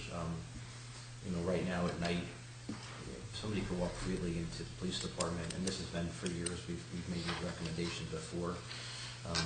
We would like to see a door as you just walk past that window to be locked at night. During the day would be open, but obviously there's a cost that comes with that. At nighttime, you know, you have officers on the road. We've had many times before where those doors into our headquarters don't always lock properly. You know, there's issues there with replaced doors. So we feel by putting that second door in just beyond the dispatch window, that it can provide that extra measure of security for the whole building, per se. You know, we can't be everywhere in the building. We have a lot of equipment in the back there. We have a whole weapons storage room that needs to be secured, and we feel that would provide a measure of protection for the dispatcher who's there all by himself or herself at night, as well as the PD itself. So that's why that's being requested. There's also a separate request for extra cameras. Right now, you can't see much in the parking lot with the cameras show. So there's a request for extra cameras at the entrance driveway and the front door. And I think the last big one here is the handgun. I woid say, in my opinion, under capital, that's the most important. And right now, our handguns right now are 10 years old. What brand and what caliber are they? They're 6-hour 40 caliber. So we're looking to go to a 45 caliber handgun. That's the proposal. These guns would be traded in, so there's a cost that's received back. I think it's about $300 a gun, and you trade them back in. So that takes the cost of each gun from, I'm guessing, it was accurate, it came from about $1,000 to about $700 a gun once you do the trade-in. You have to buy new holsters with it and some ammo and things like that. But we're seeing a lot of breakdowns at the range and our firearms and armor. And he basically said there's a lot of overhaul that needs to be done to these guns if they're not replaced, and the cost of that alone is going to be several $1,000s. So we feel at this point they're 10 years old. The life expectancy is, we've surpassed it. So we feel the time is now to replace these guns. So you stay with 6-hour? Yeah, we're going to stay with the 6. Okay. Why are you looking for, I assume when you have AR-15 long rifle, you're talking about 22 long rifle trainers? I can't say exactly. It says, yeah, usually it's AR-15's a 223 rifle. Yes, that's what we So say. you want the 223 stuff? Right. Okay, because when it says long rifle, usually that means 22 long rifle. They do make them in 22. Yeah, these are 223. Okay. What brand are you looking for? I don't know what, I'm not sure exact brand on that. They're using SIGs right now. Really? I know our handguns are 6. I don't know if the ARs, whether they're a different model or not. I'm not exactly I can sure. assist with that too. You might be able to get a, almost like a gift in kind through our dealers from either H&K or LWRC, which are absolute top of the line. Okay. But I'll look into that. Okay. Just 2? Yes. Are those ever in vehicles, or are those only for, They bring them out on the road, yes. They do? Basically, right now, every officer has one because they're sighted in at the range. So Okay. they're basically just like your handgun. It's almost fitted for you. okay. Shotguns in the cars too, or no? I don't know. The last guy can have a shotgun. The old timer here is the last one to have a shotgun. So Like 870 Remingtons or something? yeah, the new theory is to do away with the shotguns and go with the rifles. So in school security measures and other instances, it's proven to be the most effective and necessary. God forbid we ever do it. There's some extra requests here for car radios, and it's basically just because the life expectancy of radios in the cars bouncing around, they break, and we need always to have a couple on hand to swap out when they break. And right now, I know there's a few older ones in the cars that are not working very well, and they need to be replaced.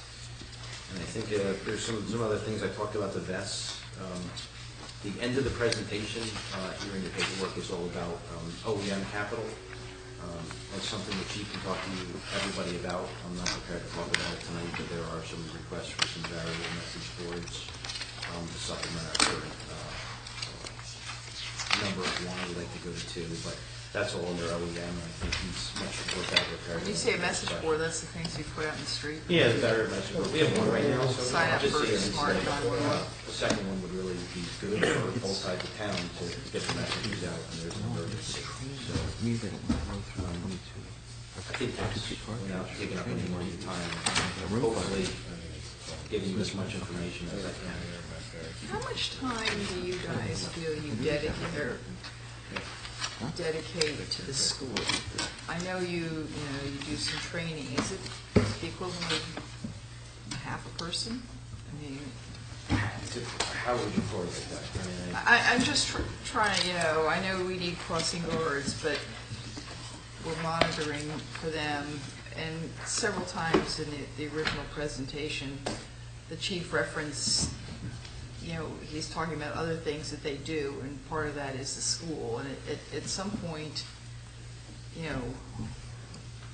Well, we have an officer assigned that's going to be covering dare classes. I think 2 officers this year are going to be doing dare. 1 officer is assigned to patrol, so they will send him in to do dare. I mean, he could show up for his day to work, and during the course of his day, he might be going to teach a couple dare classes. And if that squad's short, that affects the road, because now you're sending a guy into the school and leaving 1 officer on the road. I think the school in essence is, we bear a lot of the costs. We bear a lot of the costs. With crossing guards, with the amount of time we provide security up there, football game, dressing matches, sometimes it's overtime that they pay for, but a lot of times the big crowds where they're supplementing with our on-duty guys. And you deal with the traffic concerns from all the schools. I mean, every morning we're out there on all 3 of the main roads trying to keep everybody going to schools. Most of the parents have a busy day ahead of them, so they like to fly around town. But yeah, the schools take up a lot of our time. There's no doubt.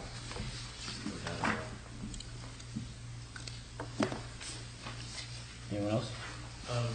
Among these items, anything been requested before or deferred? I believe the handguns were requested last year and deferred. Why the change in caliber, out of curiosity, from 40 to 45? Our armor recommended it. He's a member of the County Strike Force. He's a weapons expert. He's a member certified. He feels it's the most appropriate caliber, so I have to defer to him if that's his recommendations. I'm not a gun guy by any means. No, okay. How big a cache of 40 do we have in ammo that we'll be giving up with the change? All that's sellable too, so I mean, That's true. Definitely can recoup some of that cost, and I imagine with the trade in the guns, they probably trade in some of the ammo and so they'll swap that out. 45 is better. They're pretty No, hot in I agree with Chicago that. right I'm just now. saying, One of the items in his OEM thing was an emergency generator for Claremont House. Yeah, I know that's under the OEM section, and I know that's a project, an OEM project, to have, I guess, a pet shelter, I think, up there. So- Animal shelter for, like during a hurricane. That's why I wanted, because I looked I at think the that's generator for Yeah, that's Claremont House. too.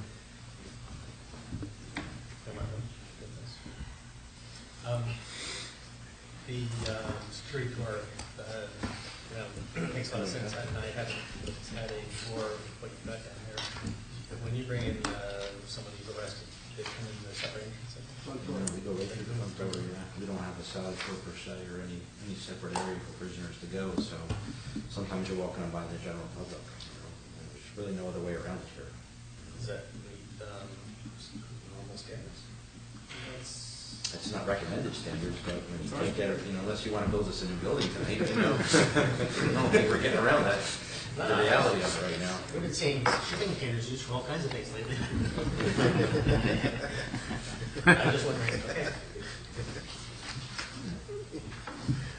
Is that it? That's it. Lieutenants, thank you very much. Thank you, gentlemen. for your presentation. Thank you. Thank you very much. Hope everything's okay with the chase.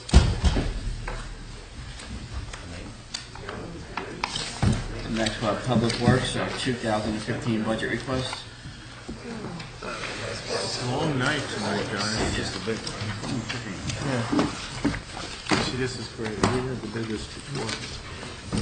Gets it all out of there. Yeah, it's in everywhere.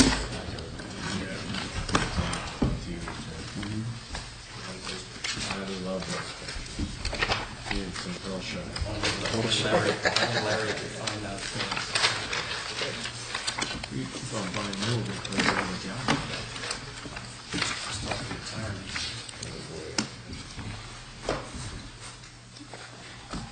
You didn't kill the paper first. Beg your pardon? You didn't kill the remove paper first, did you? No, I didn't. I tried not to. Use all the color red first. John McDowell, Public Works Manager. I'll go over the road department request first. I asked McDonald's Roads Manager to get me a list of his wants and needs, and I tried to summarize them. One thing we've been looking for a while, but haven't actually presented to the mayor and council is a request for a couple more road department employees. We've recently lost a few temporary seasonal employees.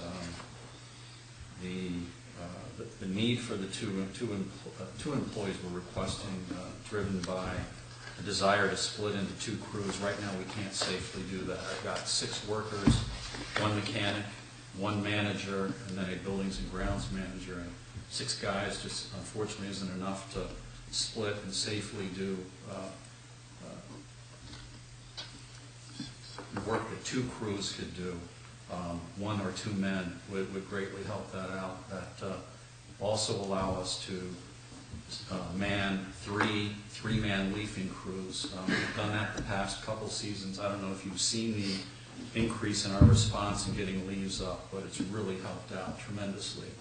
We're constantly, when we get started in November, we always have December in mind, and the quicker we can get that up, we avoid the very nasty possibility of snow falling on leaves, and it's not a nice situation.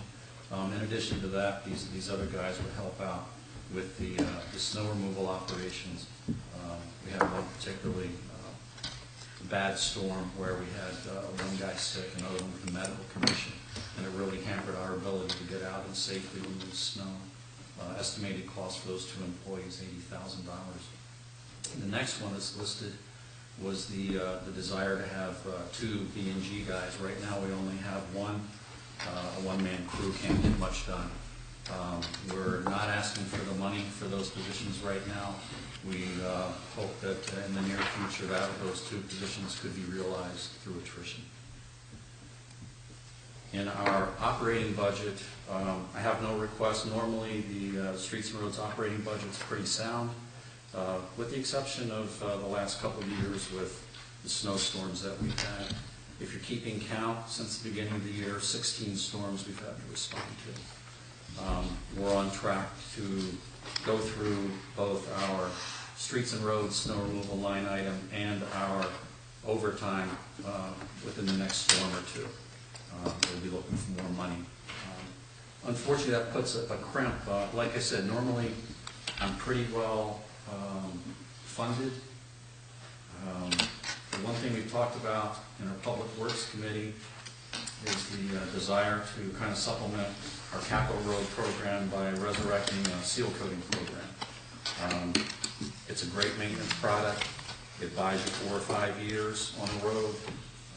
We could get 3 or 4 miles for somewhere between $40,000 and $50,000. If we could ever get back to a normal year, I have that money in my budget. But the snow just has eaten into that the last couple of years to where I couldn't do it without additional money, and I know money's tight. Another thing that Rob had on his wish list was a new sweeper. Our old Johnson 2005 is beat to hell, for lack of a better description.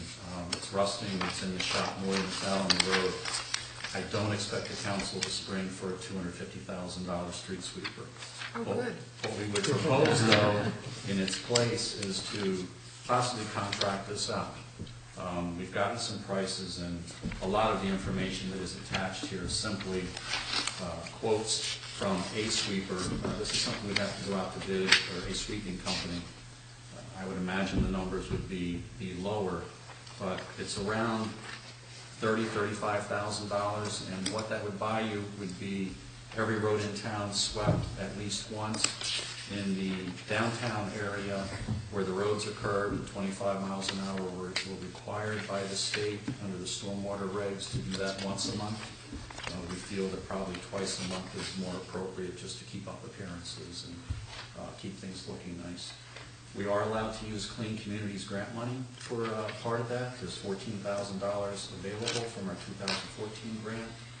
If I'm not using my existing sweeper, which we would keep for emergencies, I'm hoping we'd realize $6,000 in operating savings there. There's $20,000, so I just need another $15,000 in order to make contracting the sweeper viable.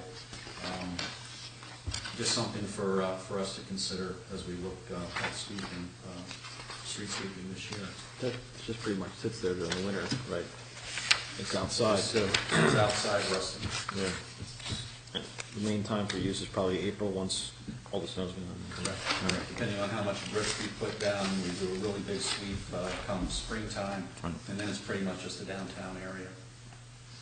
So this is just for 2 sweeps per year, let's say, minimum. 2 times, it's broken down 2 times, 1 times, and then 20 times. That is, Rob took a shot at that. That's looking at what we think the various roads, and usually the 2 times is, closer downtown, curved, busier.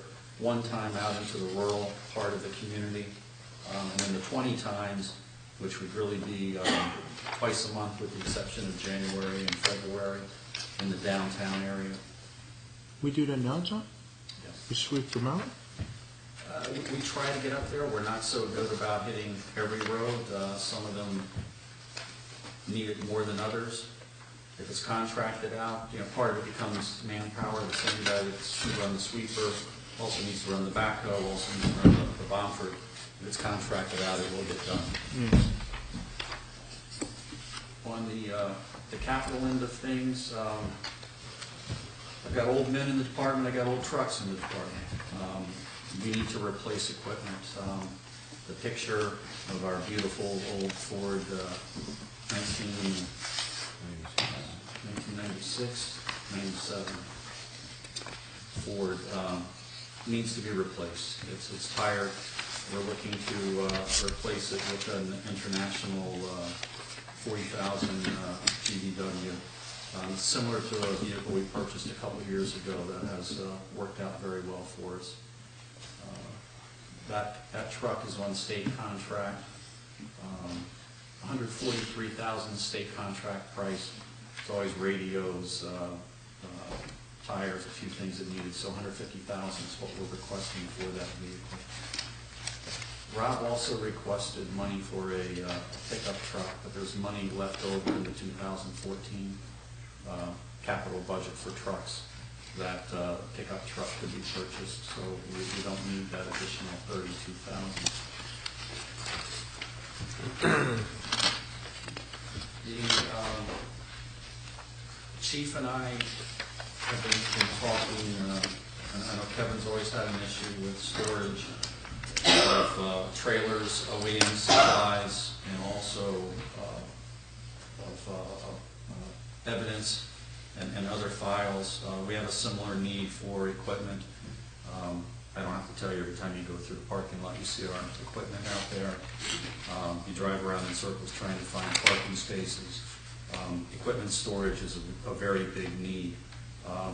Brian Kelly knew of a pole barn company who reached out and received a quote for a 140 by 60 foot pole barn structure. We do have it priced out with a concrete floor, estimated cost $150,000. This does not have heat, does not have light, does not have insulation, but all that can be done. One of the great things about a pole barn, you can add those at any point in the future very easily. The 140 by 60, after taking a look at the site and doing a little bit more measuring, is probably a little ambitious. A 120 by 50 is probably a little more realistic, so that price will come down. Just for some reference, the existing garage out there is 100 by 45. So it would be similar, maybe a little bit bigger of that. An area could be partitioned off, dedicated to the police for secure use on their part. We would have no access to it, but we could kill a couple birds with one stone. You thinking like the OEM stuff? Yes. Yeah. Because that's all that way too. Yes. Staying way next to the road. Another, well, not so nice thing right now, I don't know if you're aware, we rent units in the self-storage facility. The police have 2, we have 1. Total of about $1,200 a month, $14,000 annually. We may still need the temperature-controlled unit for the police use, but we could certainly get rid of 2 out of the 3 if we can move that storage into this new structure. There's about $10,000 a year that could be saved there, so we could pay for this in 12, 15 years. Yeah, but they still need a secure spot for evidence. That's what I mean. We need to still keep that 1 unit we may still need, but even those 2 units at $800 a month is $9,600 savings. Now, John, how much of our equipment and what equipment would fit in this facility? We could we can get all of our equipment between the garage over here and the other garage. We have 3 leafers that sit out, the street sweeper sits out. The loader we usually house, the backhoe we try to house. 2 or 3 masonry dumps. All of our pickup trucks wind up sitting outside. We'd be able to get everything. Say we will be in the facility. Are there sides on this thing? Yes. Yes, this would be 4-sided. We put a number of garage-type bays in it so that we can gain access from just about any end. And how big are our storage units? That I don't know. I have no idea how big those units are. Because depending on how much storage space the library might need, there may be storage space available in that one dark, area with no windows. Plus, it'd have to be sectioned off and secured. Well, I mean, you got a big reception area right now that's wasted space, so you can figure out. I'm sure it's designed so that they can take down walls. It's certainly an option. The other thing that Rob asked for, actually the mechanic asked for, is a commercial battery jumper for heavy equipment. Primarily landfill loader and some of our big trucks. If they die out on the road, the normal jump pack that they have isn't going to start them. You're not going to start them just jumping them off with another truck. It requires unfortunately, some of the older equipment, the block heaters, if you plug them in, that's supposed to make it so that you're not starting a dead vehicle, but a lot of times in the older equipment, those block heaters don't work. And with the landfill loader, it's a bear to get going, so they've requested $9,000 to have a portable commercial starter. Also attached a little bit further in the public, in the streets and roads section, is a 5-year replacement schedule. You should go from the back to the front looking for that. With one item highlighted in yellow for the current $150,000, just to get an idea of what the road department will be looking for in future years, and for a little financial planning. Behind that is a list of all of our equipment and inventory of everything from the oldest to the newest.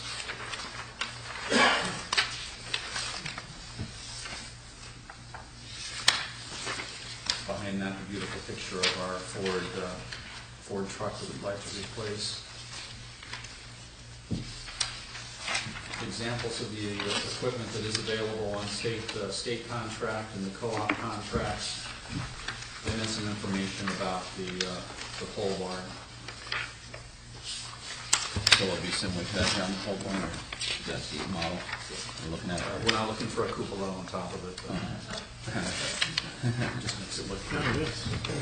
Even if it's not Statue of Larry on top. even if it's not insulated, I mean, even just a dehumidifier in there, Yeah.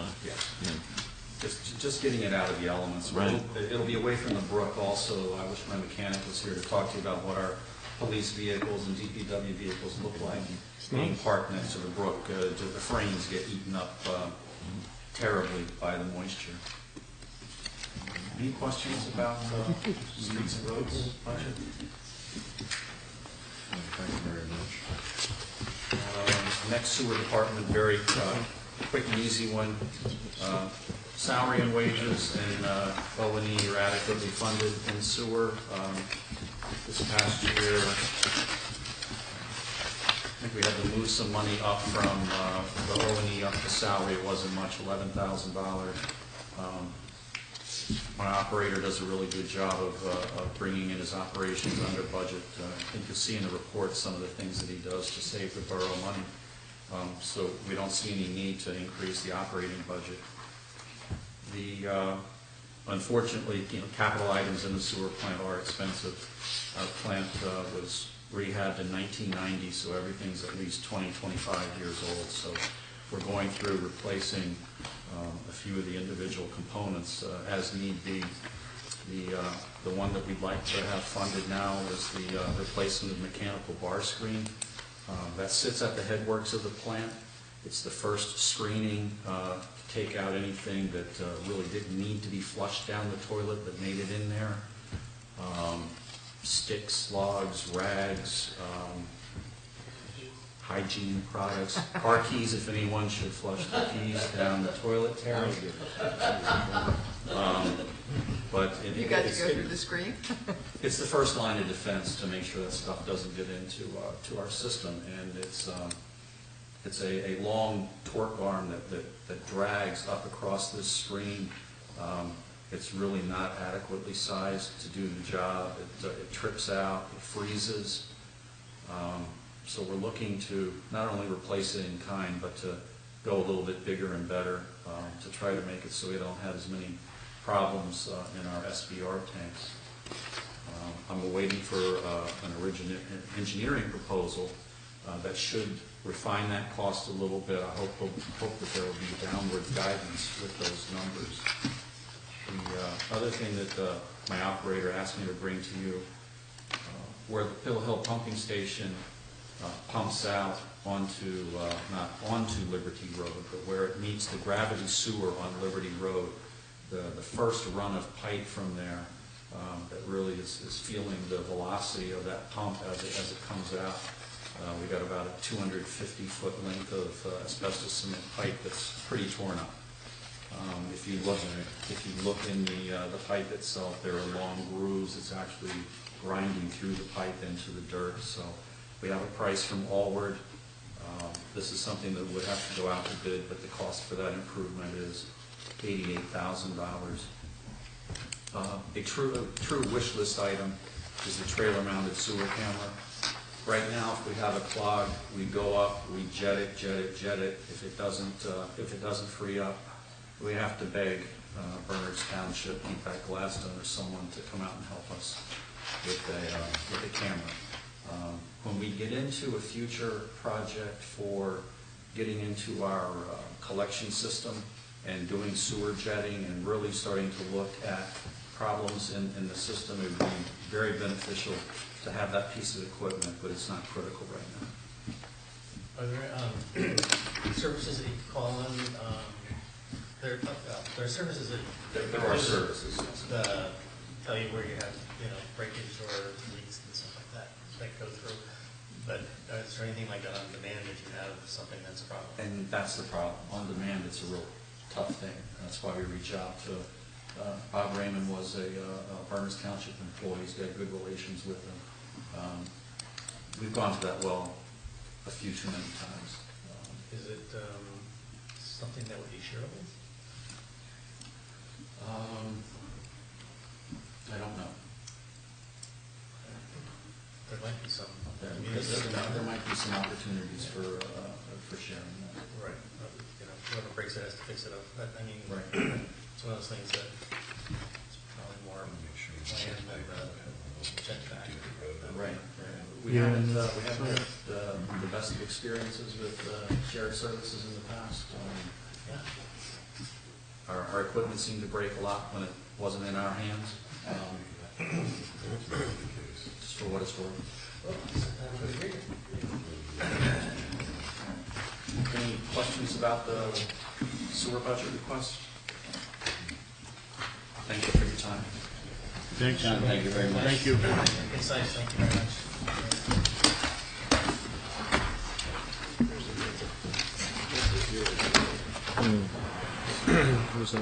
All right, approval of minutes, January 29th and February 9th.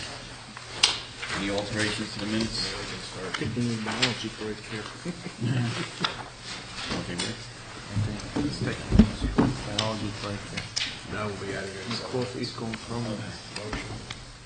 I'll entertain a motion to approve the minutes of January 29th and February 9th. I'll move. Moved by Councilman Schmidt, Second. second by Councilman Youngblood. All in favor? Aye. Opposed?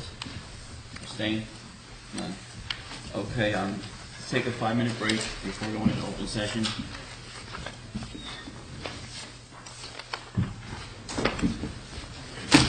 Thank you. Mayor. Now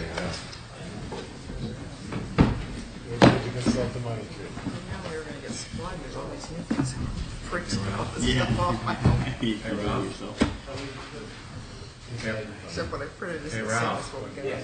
How's the money tree? Does it look like it's gonna sprout this year? Got any fertilizer?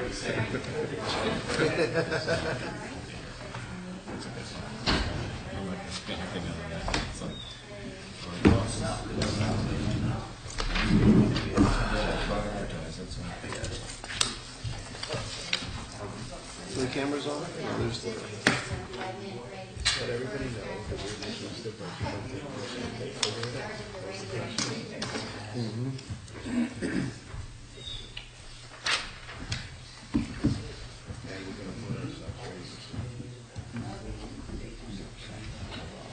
Yeah, that's not my sister will write a letter. I won't take it. Let me open my two box.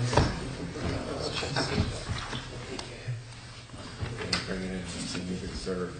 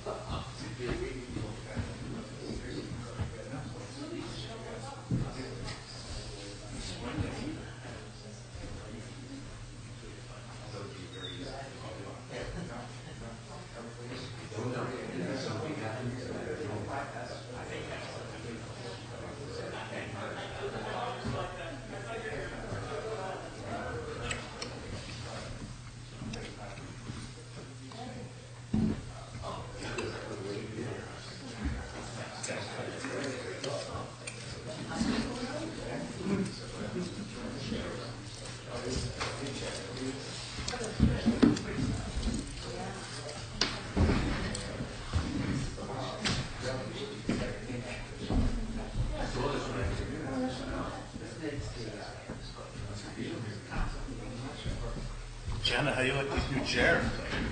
They're nice. Yeah. At least I'm not shrinking in it. I think I in the middle, getting smaller. Last time I was like this on my toes. Oh my God. All right. What do we have here? I might as well give you guys this. Janet.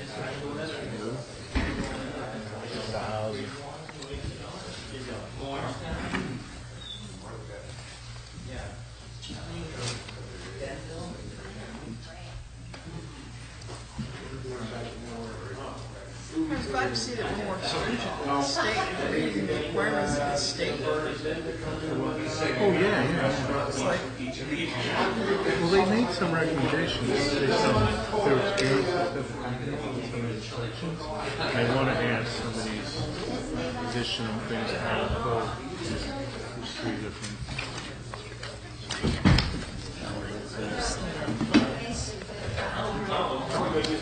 so if they go in and do a housing inspection, they will say there are violations, so this needs to be fixed. And Right. they'll come back.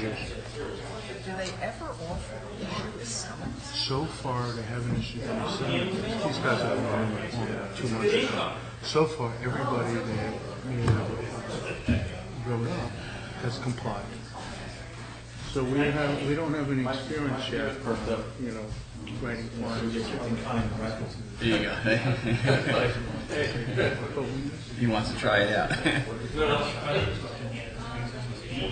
So as for the police department, we get the SBR versions, and then we test them out first, and then we give them over. Yeah, that's all. Actually, we're going down to do. So this is kind of good. They're getting their feedback. They're doing a good job. I've gone through a bunch of cases. Everybody. Sounds okay. So far, I haven't found one. Stop talking to me. Oh. Housing. Can I interest anybody? Curiously strong. I'm good. I just Good? got a plant, one left. Stash. I'm working on pepper garden.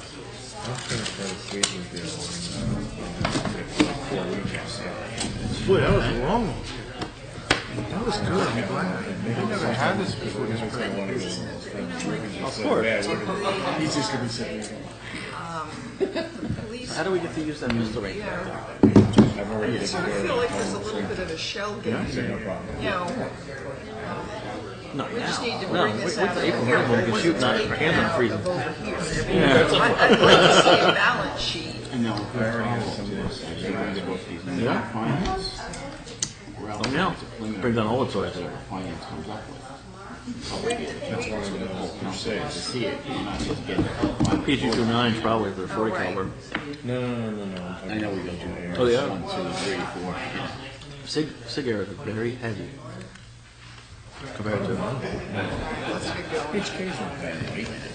No, it's true. LWRC is a piston driven. If you're direct impingement rifles, you got to clean them all the time. Get a piston driven rifle. That's what I'm saying. We can get those. I mean, even if it's not gifting kinds. Sand. That's what we use. Yeah. Sand. Georgia Precision is really nice. Their stuff in that one. We've got really good CNCs now. You can actually really nice stuff. No doubt. So tight. It's just like amazing. One sec. Yeah, we're ready. Too late. By the way, I love this idea. Get a conservative in here? Machine on? Okay. Open session. At this point in the meeting, the mayor and council welcome comments from any member of the public to help facilitate an orderly meeting and to permit the opportunity for anyone who wishes to be heard. Speakers shall limit their comments to 5 minutes. If reading from a prepared statement, please provide a copy and email a copy to the clerk's office after making your comments, so it may be properly reflected in the time. Open session. Anybody from the public wishing to be heard?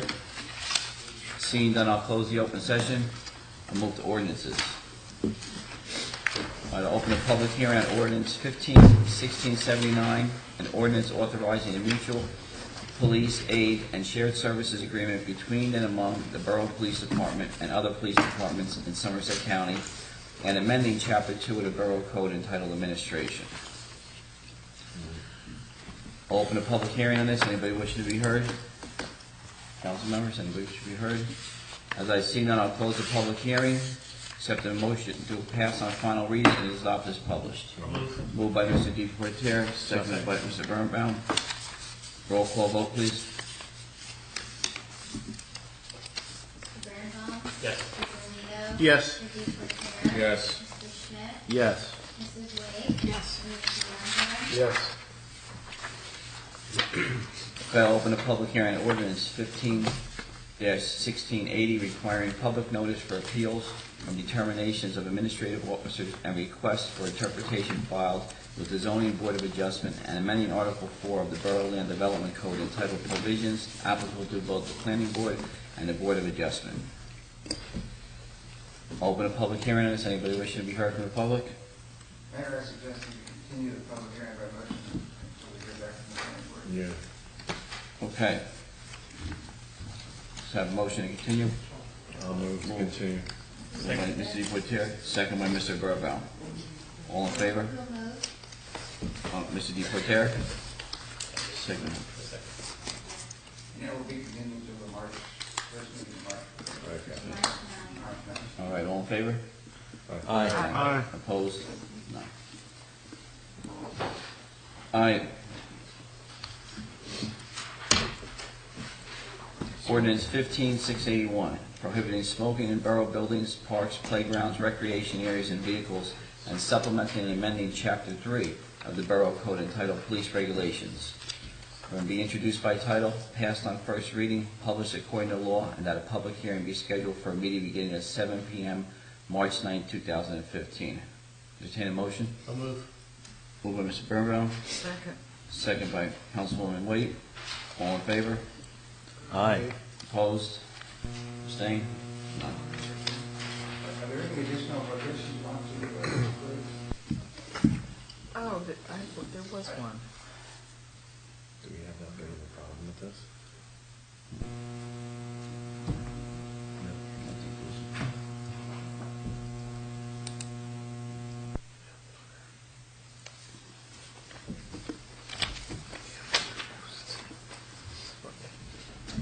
I can't find it now.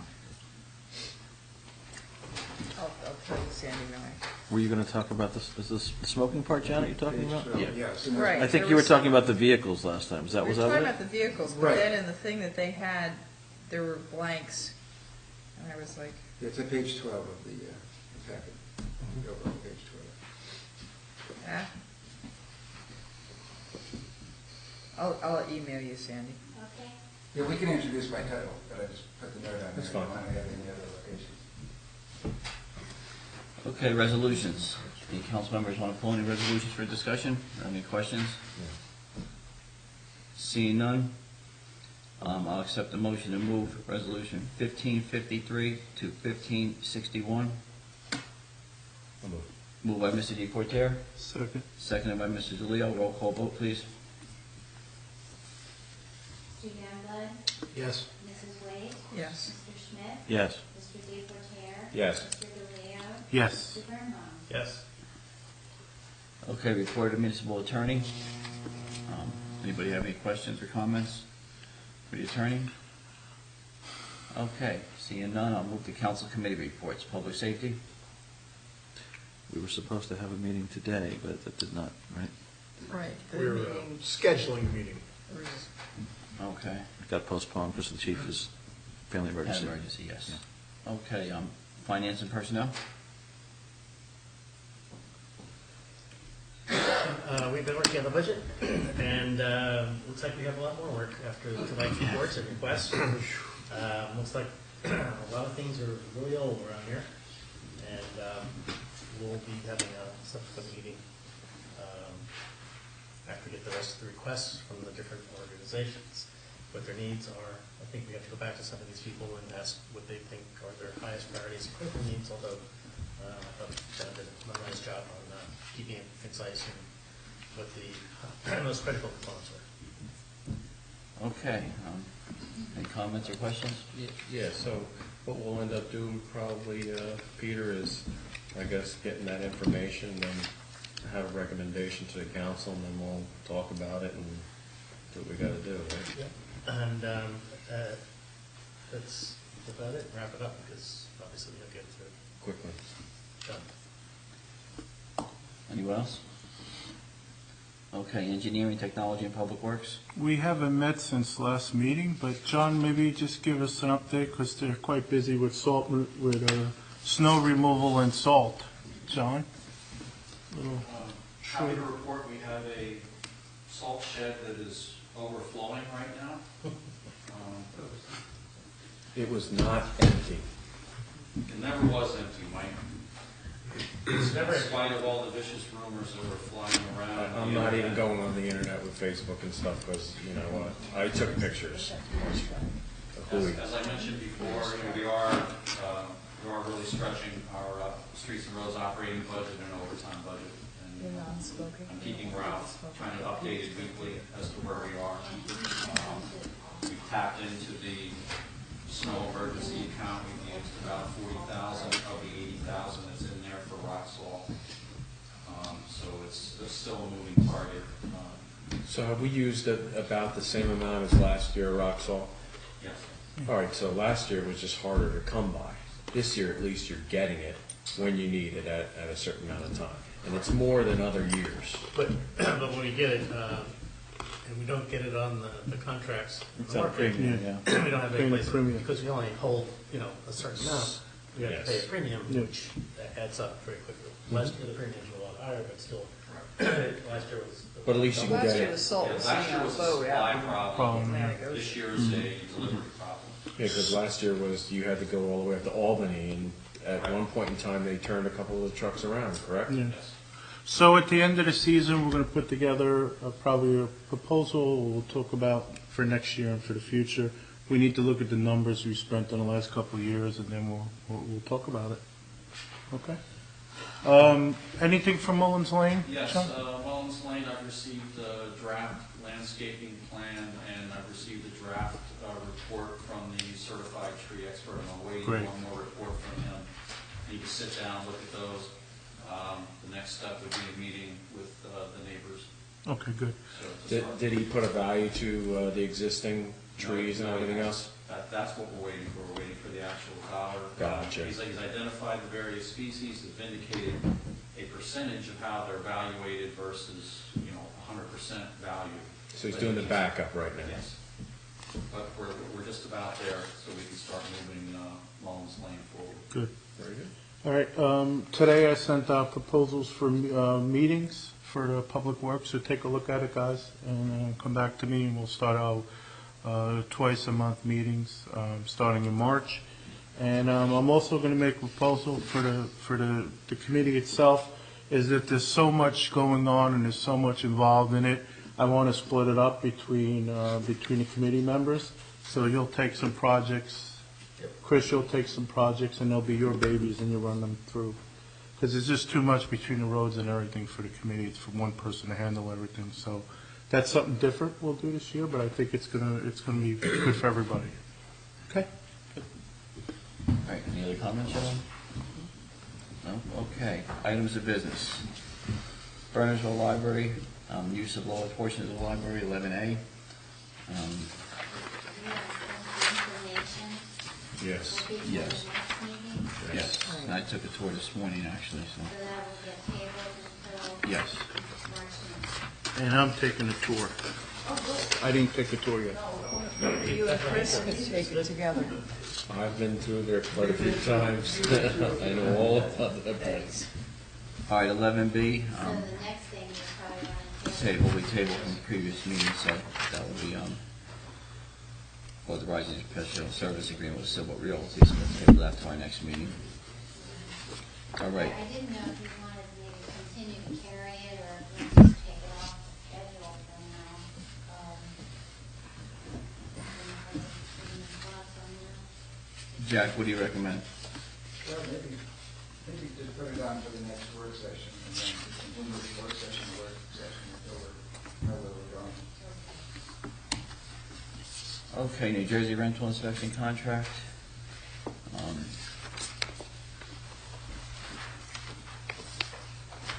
Anybody have any comments?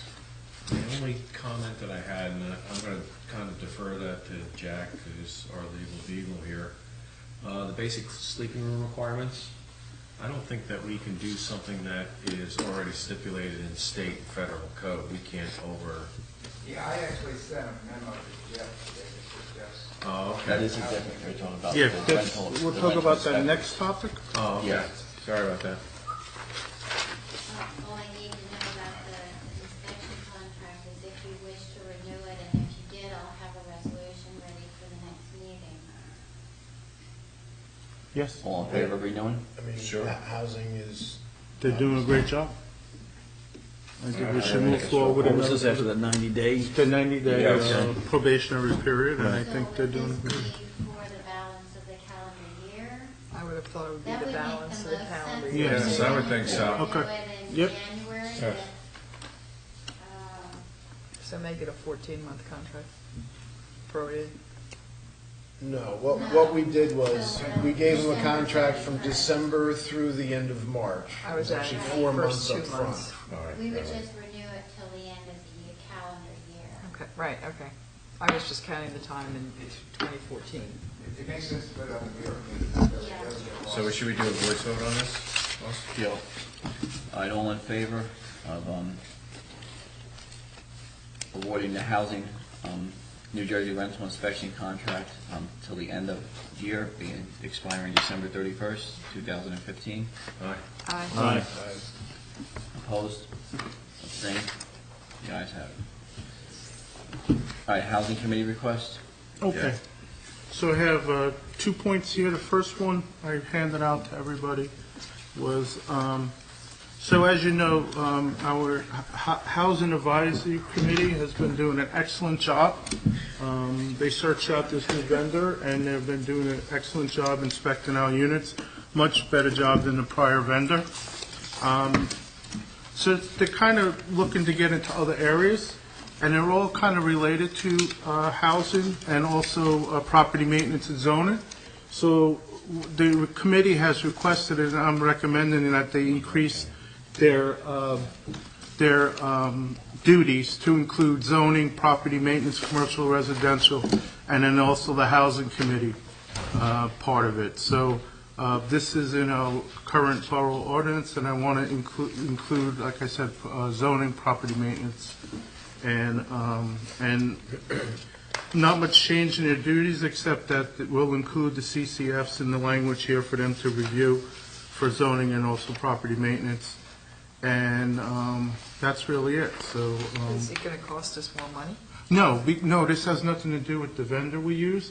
This is the volunteer committee we have in place right now. Okay. So this is their duties and responsibilities and the establishment of the committee, and they just want to increase their jurisdiction on what they review at their meetings. And it makes sense because for order for this to work for the entire community, there needs to be a collaborative effort between the zoning, commercial, property maintenance, and also the housing. And that's why we kind of want to put it under one umbrella. There's a lot of housing in the commercial buildings and everything, Right. so that has to be done. Yeah, so, Are there any other precedents where this is done, been working effectively at the community? I'm not sure. The last time we sent out that whole packet, they were doing it in Marshtown, I believe. Yes. It was a very big thing in Marshtown. I'll see if I can find it, I'll forward it to you. There was something, They were having problems over there, yes. Advisory committee, so. Yes. It's an advisory committee?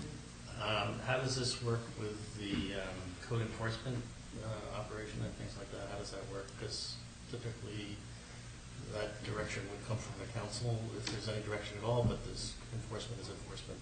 Enforcement's quite separate, but at least these guys can take a look at what's going on, if complaints are being completed to finalization, if all the issues have been addressed without citizen complaint forms.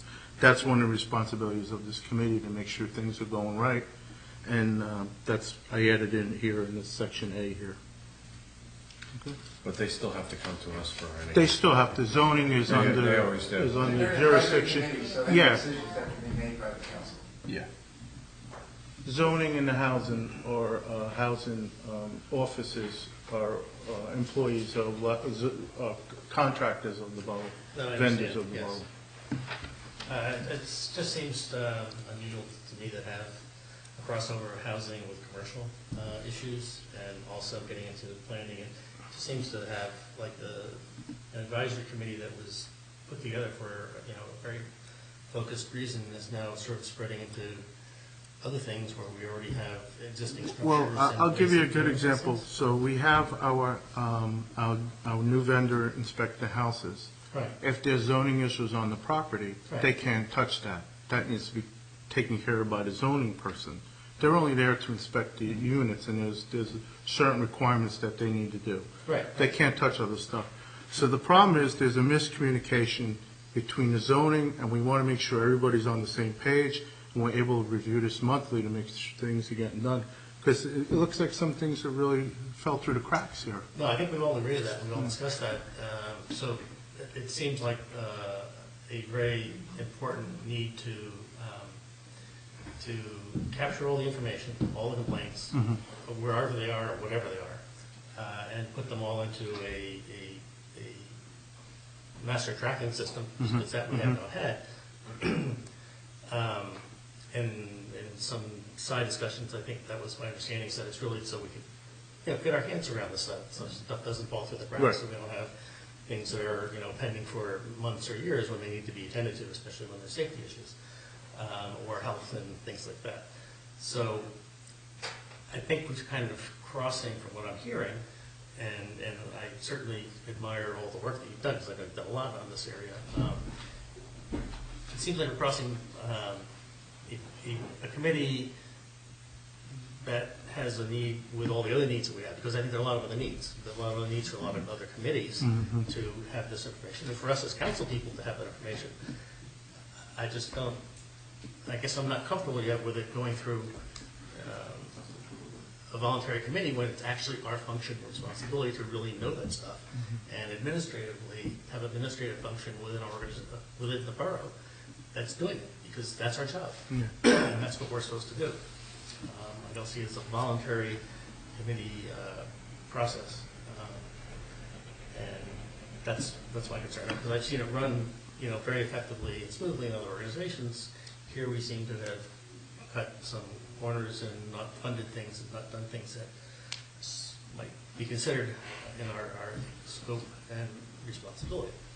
So I guess that's what because I've done this before, I just new to the way the borough does things, and I'm just not particularly comfortable with it at this stage. I think we need the information system. We got to have that, and then distribute that information to us as council people to figure out how to best run with that. Certainly enforcement has not been a strong point in this area. Right. Is there, where we're adding property, zoning, property maintenance, and the commercial, where was that oversight before? It's all done through the zoning officer, correct, Ralph? And he reports to John Mondock, right? Mike Mondock. All right, so the Housing Advisory Committee was specifically established to watchdog housing issues, and that was never done in terms of commercial and/or property maintenance, et cetera. It's just left to it. And commercial has, a big need. We've got a terrible vacancy issue, and certainly I think we need to dig into the commercial aspects as a very focused effort, because their differences, the people might be renting upstairs, but the need of the commercial area of this town is significantly different than a housing issue.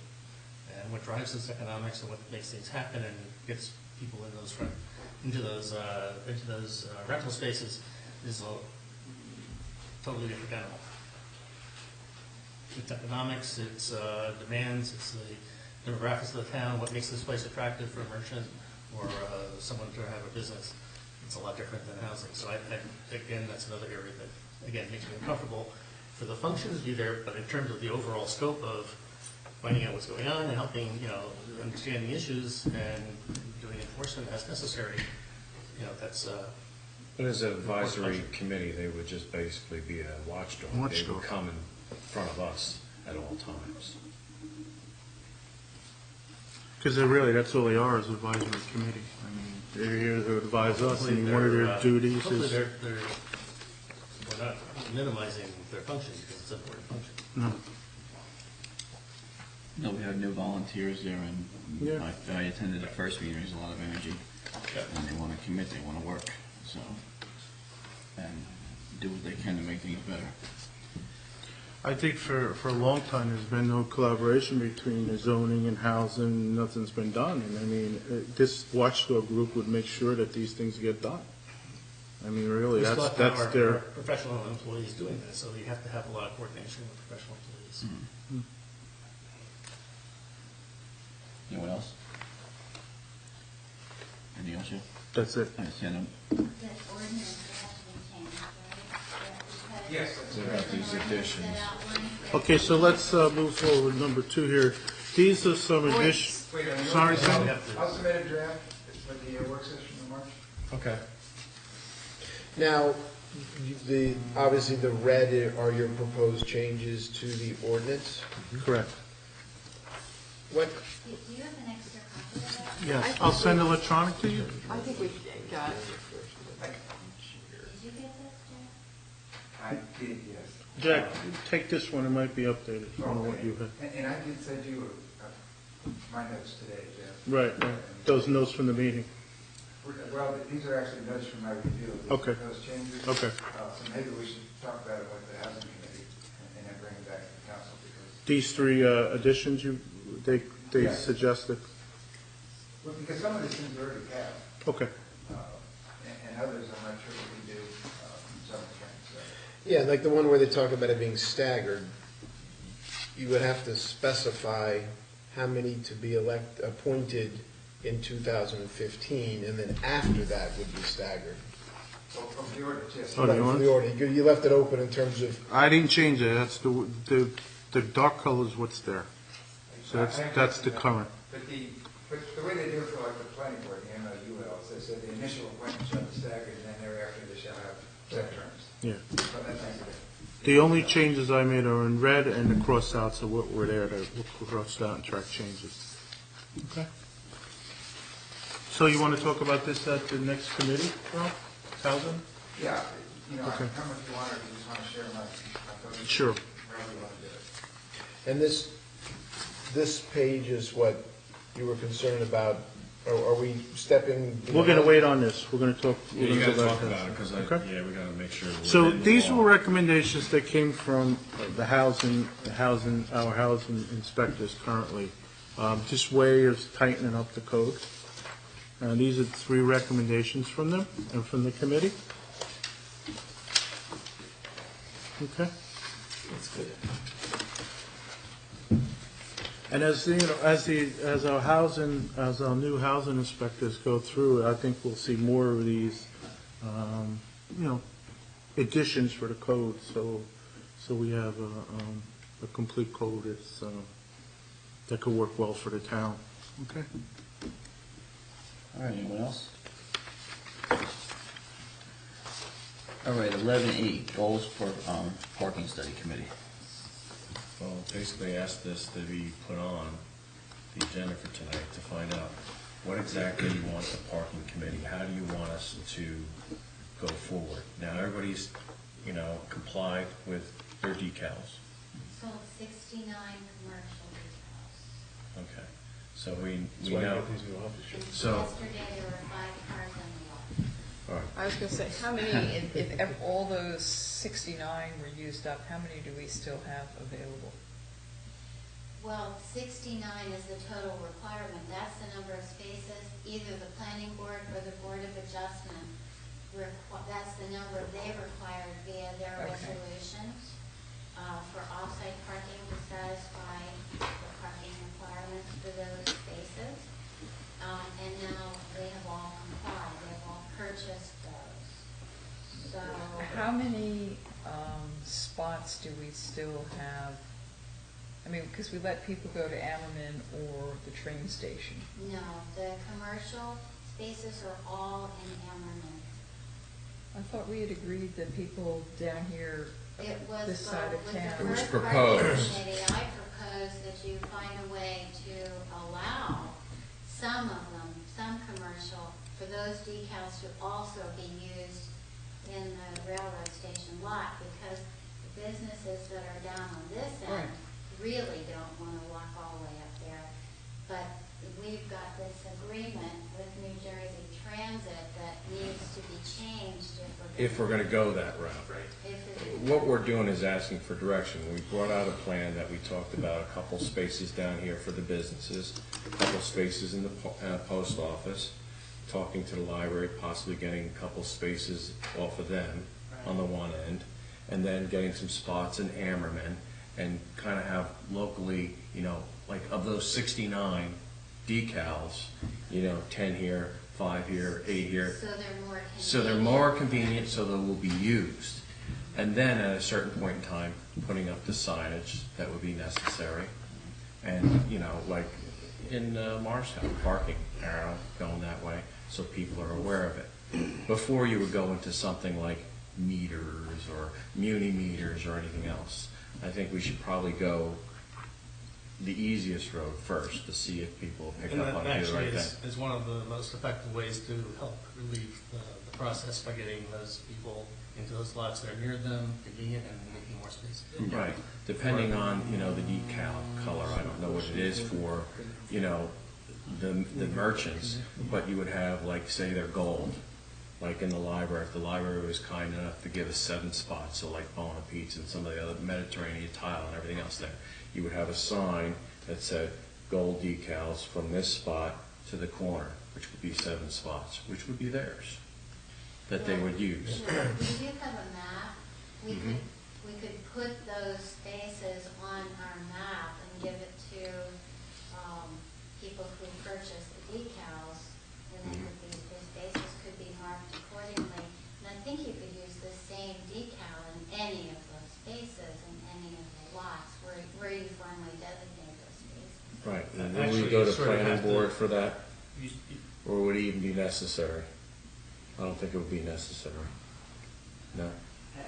I don't see why, but I will say, well, that at least one of the members of the planning board has a very strong preference for your considering hang tags rather than decals. I'll just, speaking for my chair. My chair. By having the assigned areas is a lot better, because if someone is paying for a certain area, they hear their business, they need to be able to, be in close proximity, so it's important to break them down. And so that's something to Well, it's consider. even more important for them not to pay to be at Ammerman and park on the street, which is what's happening. going on. And that's an That's enforcement issue. enforcement, but if we give clear direction to all, we have a list, we'll have a meeting, and we have signage put up, and we notify everybody that, like say for SETEC, you can use some in Ammerman or a couple in the post office. There you go. We expect to see you there, not, in the front. And lately I Can you have, also address the enforcement issue at your meeting? Well, in parking, it would probably go to public safety at that point in time, ticketing enforcement, Right. correct? I happen to notice in the monthly reports that summonses were down in January. I'm like, wait a minute, they were bad last year because they were, now they're down this year. It's like, whoa. I have had some complaints lately that the commuter spaces, the designated decal commuter spaces are filling up. And so it would be nice if those decal parkers could use the spaces that are currently designated for the kiosk, because the kiosk is severely underutilized. So that would be another thing for the committee to maybe consider. Can you get a list of the commuter tags that are out and the other ones? If you get them to me, I'll start breaking them down, and then we'll put a meeting together. We'll try to figure out the best way, and I have a contact New Jersey Transit that I'll see if I can get somebody over. Yeah, even if you added slowly, like an additional 5 or 6 spaces, see how that goes for a year, and you could do that by just taking a few of those numbers off the kiosk. That would be fairly simple. How many commuter spaces do we have, and how many premises? In the railroad station lot, I can get those numbers for you. I don't have them in my head, but I think there was like we sell more 147 or decals something than we have total spaces spots in there. Because not everybody parks there Yeah, every yes, day. that's normal, Yeah. right. That's been our normal process, but just lately, I've been getting some complaints that people who aren't there first thing in the morning, they're finding that the spaces are full. But I've told all of these people they can park in the gravel lot. Right. That is all decal. They claim they didn't know. So even though we hand them a map that has those spaces Right. on the map, I think they don't keep the map, so that they forgot. But that's where our better signage in the lots would probably help. And I think we may have also lost some spaces with the snow, and something gets, pretty piled up, and they may be a little tighter, so. So the committee. I mean, the other issue, the other spot that we had talked about was between the Bookworm and the bridge into Claremont Field. Yeah, we're gonna try to find out how many spots altogether we would have there. And I know that Ferriero was looking at that. Yeah, I just got a complaint on that, not to cut you off, I didn't finish speaking, but about the commercial vehicles parking area and extending over the Extending over the sidewalks sidewalk and people, again. and for children having to walk into the street. Well, that's, It's gonna be they've been signage. warned, that's when that ought to go to the police, and someone ought to go up there and say, time out here. Well, I think if we put the signs up, if we put the signs and everything up there, I think it gives clear direction to the police too. If someone's hanging over, ticket them. Right now, there's no signs there. Are they hanging over because of snow in the back of the lot? No, they're No, too there's a big for the couple that are lot. real too tight. But So what We I have to heard do here something like that up there. is signs, enforcement issues, and additional Mhm. spaces in Because they other can't clean there too. locations for merchant parking. Yeah. Those are your goals. Did I miss any? And well, we got the complaint today about lighting also in Ammerman. Oh, Or people, yeah, claiming the lightings and employees conditions walking, in there. at nighttime. It's not lit enough, so. Right, but again, depending, if there are spots in the train station or some other lot available, library, for example, that has much better lighting. As long as you're giving them the flexibility to use any of those spots other than Ammerman, that, should solve that. And this is, they've just got the permits, they're grumbling and. Well, the businesses down at this end do, they appreciate that there is some space available, but they aren't going to use it, especially the ones from Claremont on down.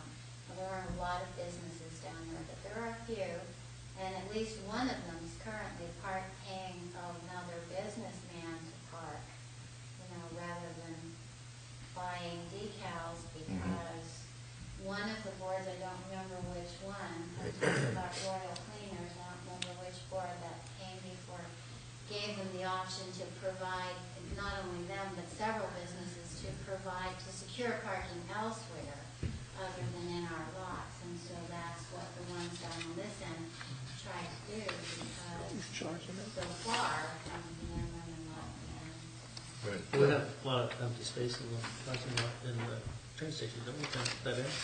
Well, you were just complaining, so a lot of the commuters were not able to use the this commuter spots there. spaces are filling up. The ones at this end are on the kiosk, they're the daily parking Yes, I spaces. understand. And they're just not utilized very much at all. Right, but we're contractually obligated to have a certain number of spaces, I guess. Yeah. Yeah, well, we're entering into an agreement with transit so that. Well, but that agreement just talks about commuter parking. Yes, that's all it says. It doesn't talk about providing for commercial business No, parking. No, but the kiosk is, Space That commuter that parking. could be yes. used or in those numbered spots, or is that? Basically, you're saying we're overbooking. The numbered daily pay spots. we're underutilizing our daily, Correct. not our monthly. Our allocation of daily So can we- versus annual. Are all those numbers required, or can we use those, any of those? For commuters, it would be easy to change it for commuter use. Yeah. Change it for. It's transits. Both daily and monthly? But for transit, we'll reallocate if we go to them with vets. They're not unreasonable with We have to put it all together. See. Okay. Because there's space down there, for sure. The changing the space, the allocation to provide for more decal parking in the kiosk spaces, you would be able to do by just taking the numbers off the kiosk. Because it's still commuter. That would be commuter decal only. That wouldn't affect your agreement. What's that? New Jersey Transit would allow that. Transit set specific numbers for the numbers of daily and decal spots. I'm sorry? Yeah, you have a certain number there on the system, because. We should I get a didn't copy of remember that that contract. transit specified the daily. And we actually swapped some spots that we own. On our Spots property. they own. So you would have to change the whole thing. We have a whole map that they agreed to. Hey, Jack, So can we we get a have maybe copy some of of that the problem contract? come back Mr. to us, Chairman? Send it to everybody? Yeah, that? I'm looking for it. Thank you. Committee can come back and fix it, I guess. Right. We ought to fix it here. Committee actions. Yeah. I trust a spectacular report will be forthcoming. All right, anyone else? Anyone else have any recommendations? Or goals? Okay, being so, At a future meeting. yes, in a future meeting.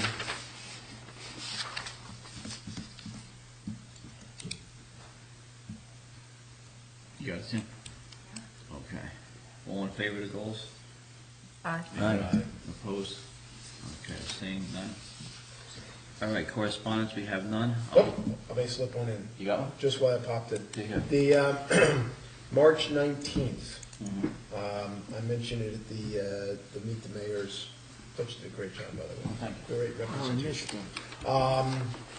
The Basking Ridge Business Alliance is invited, I don't ever name Delaware it. Valley. The Delaware Valley Regional Planning Commission representative to speak on ways to reduce vacancies in downtown business business districts. So that's going to be at the Basking Ridge or Burns Township Library on the 19th, March 19th from 6 to 9. I'll send the flyer out, but just to mention that, let everybody know.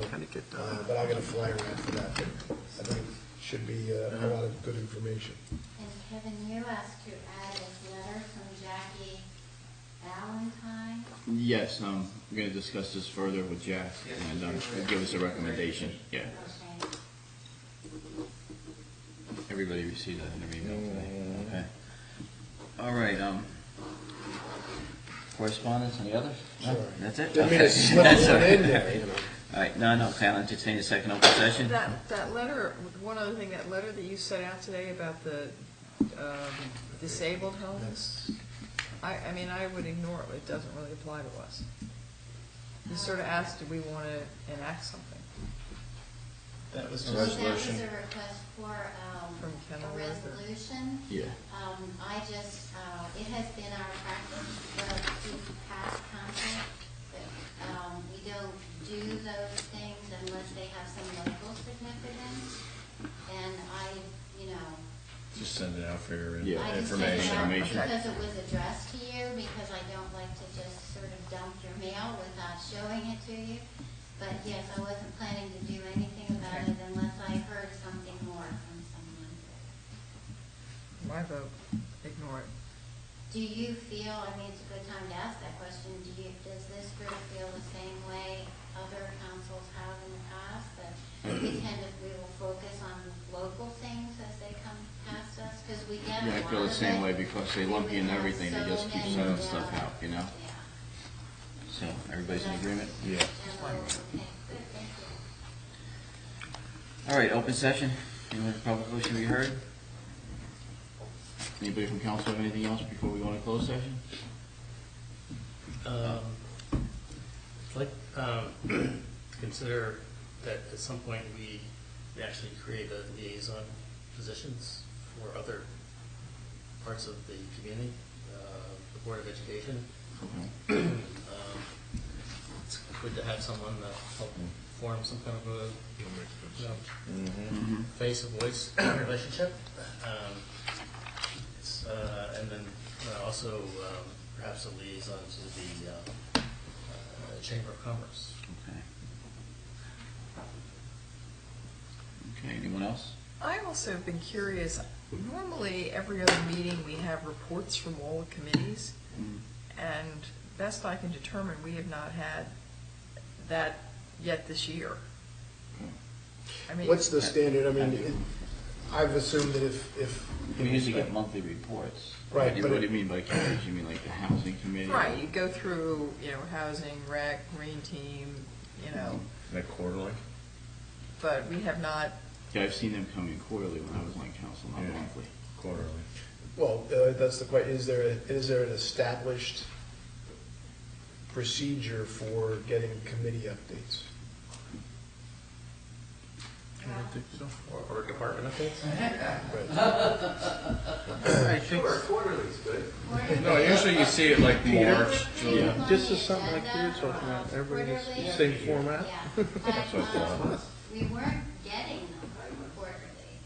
What we were getting, if you look back over minutes, we were getting no report. We'd get a report occasionally from one.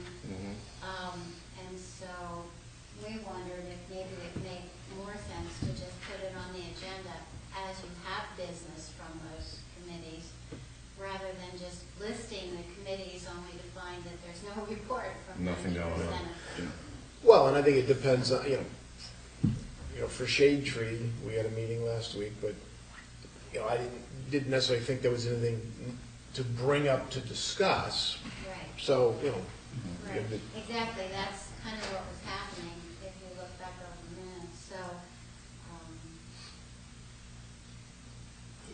Are you still in open session? Yes, we are still in Yes. open session. Can I ask, do you get the minutes from the various boards and committees?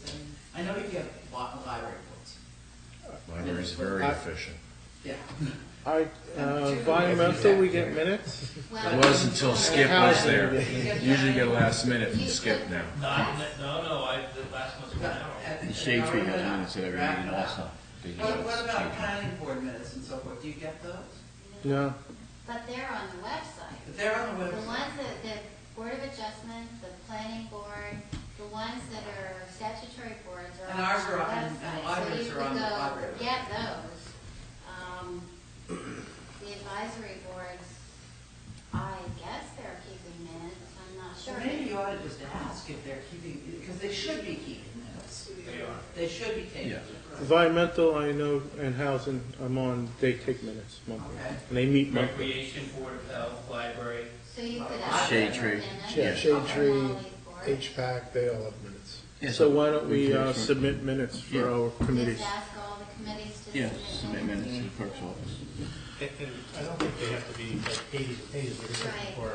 Bullet you know, points. Bullet points of what they're working on, you know, what their issues are and what they resolve. Well, you know, whatever their minutes look like, I guess. They do look quite different depending upon the It probably committee. will look different. Mhm. I don't think we're expecting more than a page for some of these committees, but others have a lot of, just, things like that, so maybe. Well, a they lot want- of our advisory boards don't have secretarial coverage. Right. So, That's what volunteers members, are for. members on the board are producing these minutes, Right. so. That's fine. Yeah. Well, it is. You know, the But we should be getting environmental something on a committee. regular basis from the police department, at least once a month. I Well, think from the they're house. they're on the monthly monthly report. reports. You get there. They're on, yeah. Maybe I missed the. recent What, ones. public safety? There's nothing that's, I mean, They normally give monthly reports to police. Normally. Yeah. Yeah, normally. Have we seen one this year? I don't remember. we just got January's list of summonses, but I think the prior time was like October or something. And then monthly activity from, you know, building and zoning, with permits are issued and whatever, you know, what's going on there. Yeah, there usually is. Yeah. Well, the resolution list, which ones we have and which months they're for, Mhm. so. Should be in here. Yep. I understand. They're, the ones you got for this meeting, they're all in your Dropbox, they're all for January.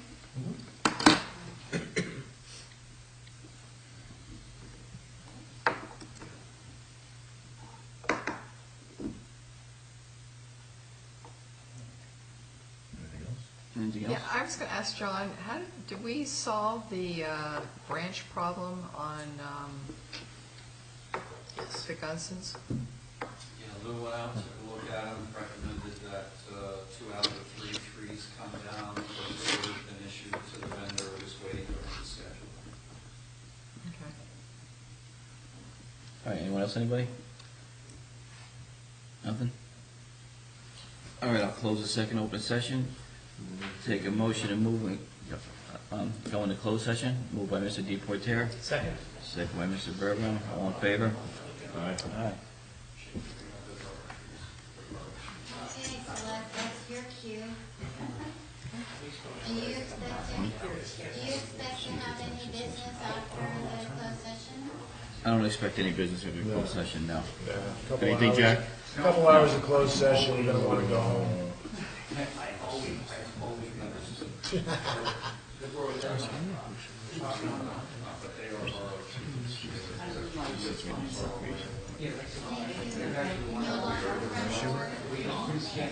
Thank you.